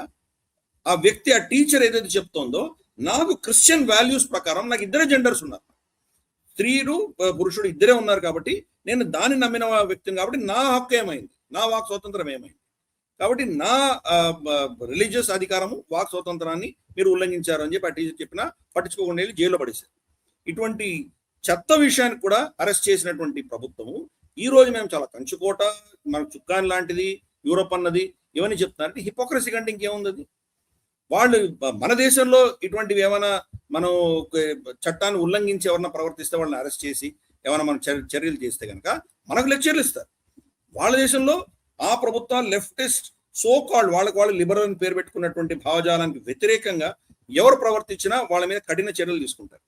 ఈ రోజు నేను ఇందాక చెప్పినట్టు యూకే ప్రపంచంలోనే highest number of arrests social media posts కోసం చేసేది యూకే. ఏదో మనకు డిక్టేటర్షిప్ ఉన్నట్టు చైనానో సౌదీ అరేబియానో అనుకుంటున్నాం, కానీ అవి కానీ కాదు. యూకే రమారమి ఒక సంవత్సరంలో 12,000 మంది పైబడి అరెస్ట్ చేశారు. భారతదేశంలో 100 మంది అరెస్ట్ అయ్యారు, 12,000 మంది. వాళ్ళు మనకు లెక్చర్ ఇస్తున్నారు. సో అందుకని అబ్సల్యూట్ హిపోక్రట్స్. వరల్డ్ ఎకనామిక్ ఫోరమే హిపోక్రసీ. దాంట్లో ఒక అంశం అనేది సెక్షన్ కోసం మనం తీసుకున్నాం, కానీ వాళ్ళకి మాట్లాడినంత హిపోక్రసీని, అంతకుమించి ఇంకేం లేదు అక్కడ. సో అందుకని గతంలో మన కర్ణాటక నుంచి వెళ్ళినటువంటి మహిళ, ఆవిడకి అబార్షన్ చేసేటువంటి పరిస్థితి వస్తే ఆ ప్రభుత్వం దాన్ని డినై చేసింది. మా క్రిస్టియన్ వాల్యూస్ ప్రకారం అబార్షన్ లేదు మా దగ్గర అని చెప్పి అబార్షన్ పర్మిట్ చేయలేదు. సో ఆవిడ చనిపోయింది, ప్రెగ్నెన్సీలో నొప్పులు వచ్చేసరికి ఆవిడ చనిపోయింది. సో ఇటువంటిది అంటే మానవ హక్కులని మేము కాపాడుతామన్నటువంటి వాళ్ళు మానవులకి ఎంత హక్కులు వాళ్ళ ఎంత పరిరక్షిస్తున్నారో, దాన్ని ఎంత గౌరవిస్తున్నారో వెనక్కి తిరిగి చూస్తే ఈ దేశాలన్నీ కూడా అన్ని హిపోక్రెట్స్. సో కాబట్టి ఏం చెప్తాం, అది ఐర్లాండ్ హిపోక్రసీ. ఐర్లాండ్ చెప్పింది, ఇటు మిగతా దేశంలో అలాగే ప్రవర్తిస్తుంది. జర్మనీ చూస్తే అదే పరిస్థితి. వాళ్ళ ఏఎఫ్డీని వాళ్ళు కంప్లీట్ గా సర్వనాశనం చేశారు, వాళ్ళ రైట్ వింగ్ పార్టీస్ అన్నింటిని కూడాను. 6 మంది ఎలక్షన్ కంటే ముందు చనిపోయారు, ఈ రోజు దాకా ఎవరు ప్రశ్నించలేదు వాళ్ళని. సో వాళ్ళకి వ్యతిరేకంగా ఎవరు వస్తే వాళ్ళ మీద కేసులు పెడతారు. మరీన్ లపెన్ని ఇంతవరకు ఆవిడని అరెస్ట్ చేసి ఆవిడని ఎలక్షన్ కంటెస్ట్ చేయడానికి వీలు లేదు అని ఆవిడ మీద ఆంక్షలు తీసుకొచ్చారు. సో వీళ్ళకి వ్యతిరేకంగా ఉన్న వాళ్ళని ఎవరిని కూడా వీళ్ళు యాక్సెప్ట్ చేయరు. అటువంటిది వీళ్ళు ఫ్రీ స్పీచ్ గురించి మనకి లెక్చర్ ఇస్తున్నారు. సరే, అబ్సల్యూట్ హిపోక్రట్స్. సార్ ఇక చివరిగా collapse of the western society segment లోకి వెళ్దాం సార్. పాశ్చాత్య దేశాల సమాజాలు ఎలా కుప్పకూలుతున్నాయనే అంశానికి సంబంధించి యాక్చువల్లీ ప్రేక్షకులకు ఒక విజ్ఞప్తి, ఈ పర్టికులర్ వీడియోని మీ పిల్లలకు మాత్రం చూపించకండి. నేను ప్రతిదీ చూపించమని చెప్తారు, బట్ ఇది చూపించకండి అని చెప్తున్నాను నేను. ఎందుకంటే ఇది చాలా అంత విచిత్రంగా ఉంది, ఏదో త్రివిక్రమ్ శ్రీనివాస్ డైలాగ్ లా ఉంది. ఆ కాన్సెప్టే చాలా విచిత్రంగా ఉందని అంటూ ఉంటాడు. నిజానికి ఇప్పుడు ఇది ఎట్లా చెప్పాలో కూడా నాకు కూడా తెలియట్లేదు. పోలియామరస్ ఫ్యామిలీస్ అని ఒక మాట, అంటే ఒక కుటుంబం అని పేరు పెట్టారు కానీ కుటుంబమే కాదు అది. రకరకాల సెక్షువల్ ఓరియంటేషన్స్ తోటి ఉండేటువంటి ఒక కుటుంబము. ఒక రకంగా చెప్పాలంటే లెస్బియన్, గేస్, ఇంకా రకరకాలుగా కలిసినట్టు సార్ వివరిస్తారు దాని గురించి. కానీ బట్ ఇట్లాంటి స్ట్రక్చర్ నిజానికి అది సమాజానికి చాలా చేటు చేస్తుంది. ఆ సమాజాలు చాలా క్షీణించడానికి ఉండేటువంటి ఇటువంటి ఒక స్ట్రక్చర్ ని, ఒక డొమెస్టిక్ సెటప్ ని ఇప్పుడు పూర్తిగా దానికి ఇంకా కాన్స్టిట్యూషనల్లీ, లీగల్లీ దాన్ని కాపాడే ఒక ప్రొటెక్ట్ చేసే ఒక ప్రయత్నాలు అమెరికాలోని కొన్ని సిటీస్ చేస్తున్నారు. అందులో వాషింగ్టన్ సిటీలో ఒక ఆర్డినెన్స్ తీసుకొస్తూ ఉన్నారు ఈ పాలియామరస్ ఫ్యామిలీస్ ని కాపాడడానికి. సో ఇదంటే ఏంటి, పాలియామరస్ ఫ్యామిలీ అంటే ఏంటి, ఈ సెటప్ ఏంటి, దీని లెక్క ఏంటి, అట్లాంటి నిజానికి మన దేశంకి వస్తే ఎంత ప్రమాదం ఉంటుంది, గిరిధర్ గారు విశ్లేషిస్తారు. అన్నట్టు ఎలా వివరించాలో కూడా మనకు పెద్ద ప్రశ్నగానే ఉంది ఇది. పాలీ అమరస్ 2 పదాలు ఉన్నాయి. పాలీ అమరస్, పాలీ అంటే మల్టిపుల్, ఎక్కువ సంఖ్యలో ఉన్నటువంటిది. అమారస్ అంటే ఒక విధమైనటువంటి ప్రేమ ఆర్ ఒక విధమైనటువంటి అనుబంధం, బంధవ్యం ఉన్నటువంటిది, ప్రేమతో కూడినటువంటి అనుబంధం ఉన్నటువంటిది, అంటే రిలేషన్షిప్ అందాం మనం. పాలీ అమారస్ అంటే దీని ఆపోజిట్ ఏంటి, మోనోగామస్ అంటే ఇద్దరు, ఒక భార్య భర్త ఉన్నటువంటిది మోనోగామస్ రిలేషన్షిప్. అలాగే ఒక గే రిలేషన్షిప్, ఇద్దరు మగవాళ్ళు ఉన్నది, అది కూడా మోనోగామస్. అలాగే ఇద్దరు స్త్రీలు కలిసి ఉన్నది కూడా మోనోగామస్. కానీ పాలీ అమారస్ అంటే దానికి అర్థం ఏంటంటే, ఒక వ్యక్తి ఉన్నాడు, అతను బైసెక్షువల్ అయి ఉండొచ్చు, అతను మగవాళ్ళతోటి అతని సంబంధం ఉంటుంది, ఆడవాళ్ళతో కూడా ఉంటుంది. సో అతని మేల్ పార్ట్నరు, ఫీమేల్ పార్ట్నరు, ఇతను ముగ్గురు కలిసి ఒక ఇంట్లో జీవిస్తారు. అలాగే తన బాయ్ ఫ్రెండ్ ఎవరితో అతనికి ఇంకో అమ్మాయితోటి రిలేషన్షిప్ ఉండొచ్చు, సో ఆ అమ్మాయి అక్కడే ఉంటుంది. అలాగే తను ఏ స్త్రీతోటి అతనికి రిలేషన్షిప్ ఉందో ఆవిడకి ఇంకెవరన్నా బాయ్ ఫ్రెండ్ ఉండొచ్చు. సో వీళ్ళందరూ కలిసి ఒకటే ఇంట్లో ఉంటారు. సో ఇది పాలియామరస్ అండి. వాళ్ళ హక్కుల గురించి ఈరోజు చట్టం తీసుకొస్తున్నారు. ఎంత జుగుప్సాకరంగా ఉందో మనం అర్థం చేసుకోవచ్చు. దీన్ని ఎలా వర్ణించాలో కూడా మనకు అర్థం కావట్లేదు. సో పాలియామరస్ దానికి వాళ్ళు దాన్ని మాడుతున్నారు. అంటే ఆ దేశంలో సమాజం ఎంత క్షీణిస్తుందో దానికి ఒత్తాసు పలుకుతూ వెళ్తున్నారు. అందుకని ఈ విషయంలో మనం డొనాల్డ్ ట్రంప్ నిజంగా మనం అభినందించాలి. There are only 2 genders, only male and female అని స్పష్టంగా చెప్పాడు ఆయన. మరి కుటుంబ వ్యవస్థ ఏమవుతుంది? అది కుటుంబ వ్యవస్థను మొత్తం కూల్చేస్తే ఆ కుటుంబంలో పుట్టిన పిల్లవాడికి తండ్రి ఎవరో తెలియదు, తల్లి ఎవరో తెలియదు. తల్లి గర్భం ఉంటుంది కాబట్టి తల్లి తెలుస్తుంది. వీళ్ళలో మల్టిపుల్ తల్లులు, మల్టిపుల్ తండ్రులు ఏంటో తెలియదు. ఆ పిల్లవాడు ఏ మారల్ ఎథిక్స్ లో పెరుగుతాడు, పిల్లనో. కాబట్టి మనం మీరు అంటుంటే ఒక చదువుతుంటే జస్ట్ ఊరికే అసలు ఈ ఫ్యామిలీ సెటప్స్ ఏంట్రా బాబు అని ఊరికే గూగుల్ చేస్తాను. అందులో కొత్త కొత్త పదాలు వచ్చాయి సార్, అసలు సంబంధం లేని పదాలు. ఈ పదాలు అసలు ఏంటో అర్థం కాకుండా, థ్రపుల్ అట, కపుల్ లాగా థ్రపుల్ అంటే ట్రయాడ్ అట, 3 people who are all in a relationship with each other. Okay, quad అట, a relationship involving 4 people. వి అట, వి ఒక just letter V, 1 person is in a relationship with 2 people who are not involved with each other. Kitchen table polyamory separate, మళ్ళీ వీళ్ళందరూ కలిసి కూర్చొని భోజనం చేసే setup. Oh my God, ఈ పేర్లేంటి, లెక్కేంటి, వీళ్ళు కొత్త డిక్షనరీ కనిపెడుతున్నారు ఈ వ్యవహారాలతో.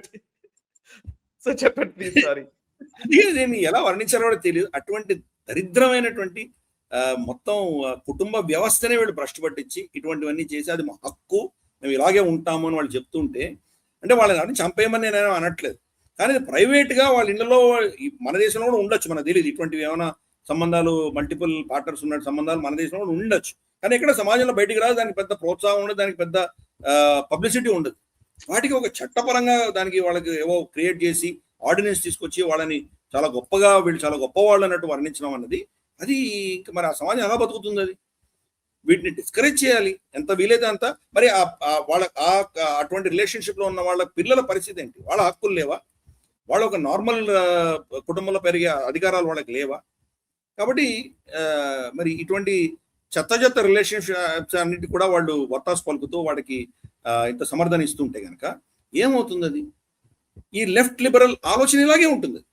కాబట్టి మన దేశంలో కూడా ఈ లెఫ్ట్ లిబరల్, ఈ మనకు ఉన్నటువంటి జాతీయవాద దృక్పథం లేనటువంటి పార్టీలు వస్తే కనుక ఈ లెఫ్ట్ వోకిజాన్ని ప్రమోట్ చేసేటువంటి శక్తులు మన దగ్గర కూడా చాలా ఉన్నాయి. మనకు ఆల్రెడీ మనం చూసాం, నేను ఇందాక చెప్పినట్టు chief justice of India Y V Chandrachud, ఇప్పుడు ఆయన రిటైర్ అయిపోయారు కాబట్టి చెప్తున్నాను నేను, లేదా ఏమైనా కోర్టు కేసు వేస్తారేమో చూద్దాం. బట్ ఓపెన్గా చెప్తున్నాను, ఓపెన్ కోర్టులో ఆయన ఇచ్చిన స్టేట్మెంటే కదా, జెండర్ ఫ్లూయిడిటీ అని చెప్పాడు ఆయన. జెండర్ ఫ్లూయిడిటీ అంటే ఈ రోజు నేను పురుషుడిని, రేపు స్త్రీ అని నేను అనుకోవచ్చు, నాకు అధికారం ఉంది. ఎల్లుండి నేను రెండు కాదు ట్రాన్స్జెండర్ అనుకోవచ్చు. 4వ రోజు నేను రెండో ఏవి కాదు, నేను ఒక పిల్లినో కుక్కనో అని నాకు అభిప్రాయం నాది, అది నా అధికారం ఉంది. 5వ రోజు నేను టేబుల్లో చేరో అనుకుంటాను, నా ఇష్టం. నా జెండర్ ఏది నాకు అప్పుడు బుర్రలో ఏముంటే అది నేను నిర్ణయిస్తాను. జెండర్ ఫ్లూయిడిటీ అన్న పదం వాడాడు. అప్పుడు నాకు అందాం అనుకున్నాను, జెండర్ ఫ్లూయిడిటీ ఎందుకు, క్యాస్ట్ ఫ్లూయిడిటీ ఎందుకు ఉండకూడదు? పొద్దున పూజ చేసినప్పుడు నేను బ్రాహ్మణుడిని, ఉద్యోగం వెళ్ళినప్పుడు నాకు రిజర్వేషన్ కాబట్టి నేను దళితుడిని, సాయంత్రం అయితే నేను రెడ్డినో కమ్మనో బెల్మనో అవుతాను. పలానా పార్టీకి ఏ పార్టీ ఉందో ఆ పార్టీకి నేను సభ్యత్వం కోసం నా జెండర్ అక్కడ క్యాస్ట్ మార్చుకుంటాను. క్యాస్ట్ ఫ్లూయిడిటీ ఎందుకు ఉండకూడదు నాకు? సో అందుకని దీనికి ఏం అర్థం లేదు. అటువంటి మన సంస్కృతిలో లేనటువంటి కూడా వీళ్ళు తీసుకొచ్చేటువంటి ప్రయత్నం చేస్తున్నారు. ఇవి వీళ్ళని సమర్థించేటువంటి పార్టీలు చాలా ఉన్నాయి. మనం చూసాం ప్రదూషణకు సంబంధించి ఢిల్లీలో మనకు నిరసన చేసేటువంటి పరిస్థితుల్లో ఒక ట్రాన్స్జెండర్ వ్యక్తి ఒకసారి నిలబడ్డాడు. అతని గర్ల్ ఫ్రెండో తెలియదు, అతని ఫ్రెండో పార్ట్నరో తెలియదు, ఒక అమ్మాయి నిలబడింది అక్కడ. ఇతని స్తనాలని ప్రెస్ చేస్తున్నారు వాళ్ళు పోలీసు అని చెప్పింది. ఏదో బ్రాహ్మణికల్, ప్యాట్రియార్కల్ ఈ పదాలన్నీ వాడేసింది అమ్మాయి. దాని అర్థం ఏంటో కూడా తెలియకుండా వాడేసింది ఇవన్నీ కూడా. అంటే మన దేశంలో కూడా చెత్త వస్తుంది మనకు. ఇవన్నీ కూడా అక్కడ ఏం చేస్తే చాలా పారదర్శకంగా, చాలా గొప్ప విషయం, మనం కూడా దాన్ని పాటించాలి అన్న దిశగా మన దేశంలో కూడా చెత్త వస్తుంది. ఇవన్నీ ఎందుకు చెప్తున్నామంటే అమెరికాలో జరిగితే మనకెందుకు కాదు, అక్కడ జరిగిందంటే ఇక్కడ కార్బన్ కాపీ మన దేశంలో కూడా జరుగుతాయి. కాబట్టే మనం ఒక విధమైనటువంటి చేతామని, ఒక విధమైనటువంటి మనం ఒక వార్నింగ్ ఇస్తున్నాం మన ప్రేక్షకులకి, మన ఈ సమాజానికి కూడా. అక్కడ చేసేది ఇక్కడ మనకు తెలుసుకోకపోతే, ఇందాక నువ్వు చదివినటువంటి పేర్లు ఎంతమందికి తెలుసు, ఎటువంటి రిలేషన్షిప్ మన ప్రజలకు ఎంతమంది తెలుసు? అది తెలిసేసరికి చాలా లేట్ అయిపోయి ఉంటుంది. వాళ్ళ పిల్లలు ఇటువంటి వాటి చెత్తలంతా పడితే కానీ తల్లిదండ్రులు కొట్టుకుంటున్నారు, ఏం చేయాలో తెలియట్లేదు వాళ్ళకి. నా పిల్లవాడు ఏంటి ఇలా అవడం ఏంటి? ఎలాన్ మస్క్ ఏం చేయలేకపోయాడు. కరెక్ట్. ఇప్పుడు డేవిడ్ బెక్కమ్ కుటుంబంలో అటువంటి ముసలామె పుట్టింది. సో కాబట్టి ఇటువంటి పరిస్థితులు మన దేశంలో కూడా చాలా ఉన్నాయి, ఇటువంటి కేసులు చాలా ఉన్నాయి. తల్లిదండ్రులు వాపోతున్నారు, ఏమో జరుగుతుందో వాళ్ళకి అర్థం కావట్లేదు. ఎందుకు ఇంతటి సాంప్రదాయ కుటుంబంలో పుట్టిన మా పిల్లలు ఎందుకు ఇలా తయారని వాళ్ళకి అర్థం కావట్లేదు. అందుకనే అక్కడ జరుగుతున్న విషయాలు మనం తెలుసుకోవాలి. తెలుసుకుంటేనే మనం ఇక్కడ అటువంటిది ఆ చెత్త రాకుండా ఆపగలం. కాబట్టి తస్మాత్ జాగ్రత్త. Right sir. Thank you very much sir. Thank you very much. చాలా విషయాలు మీరు అద్భుతంగా వివరిస్తున్నారు, విశ్లేషిస్తున్నారు. టైం అనే ఒక కన్స్ట్రెయింట్ మనకు ఉంది కాబట్టి మనం ఆపాల్సి వస్తుంది. Thank you very much sir, నిజంగా థ్యాంక్స్ అలాట్. సో చూసారు కదా, ఇది ఈ వారం గ్లోబల్ రౌండప్. వచ్చే వారం గ్లోబల్ రౌండప్ లో మళ్ళీ కలుద్దాం. 231వ ఎపిసోడ్ ఇది. ఈ ఎపిసోడ్ వెంటనే లైక్ చేయండి, 10 మందికి షేర్ చేయండి, కమెంట్స్ ద్వారా మీ అభిప్రాయాలు మాతో పంచుకోండి. మనసా వాచా కర్మణ, దేశహితం కోసం నేషనలిస్ట్ హబ్. ఈ వీడియో మీకు నచ్చినట్టయితే లైక్ చేయండి, 10 మందికి షేర్ చేయండి. అలాగే కామెంట్ల రూపంలో మీ అభిప్రాయాలను మాతో పంచుకోండి. Nationalist hub group of channels ను సబ్స్క్రైబ్ చేసుకుని తెలుగునాట జాతీయవాద జర్నలిజాన్ని ప్రోత్సహించండి. ఈ వీడియో కింద ఉన్న బెల్ ఐకాన్ పై క్లిక్ చేయడం మర్చిపోవద్దు.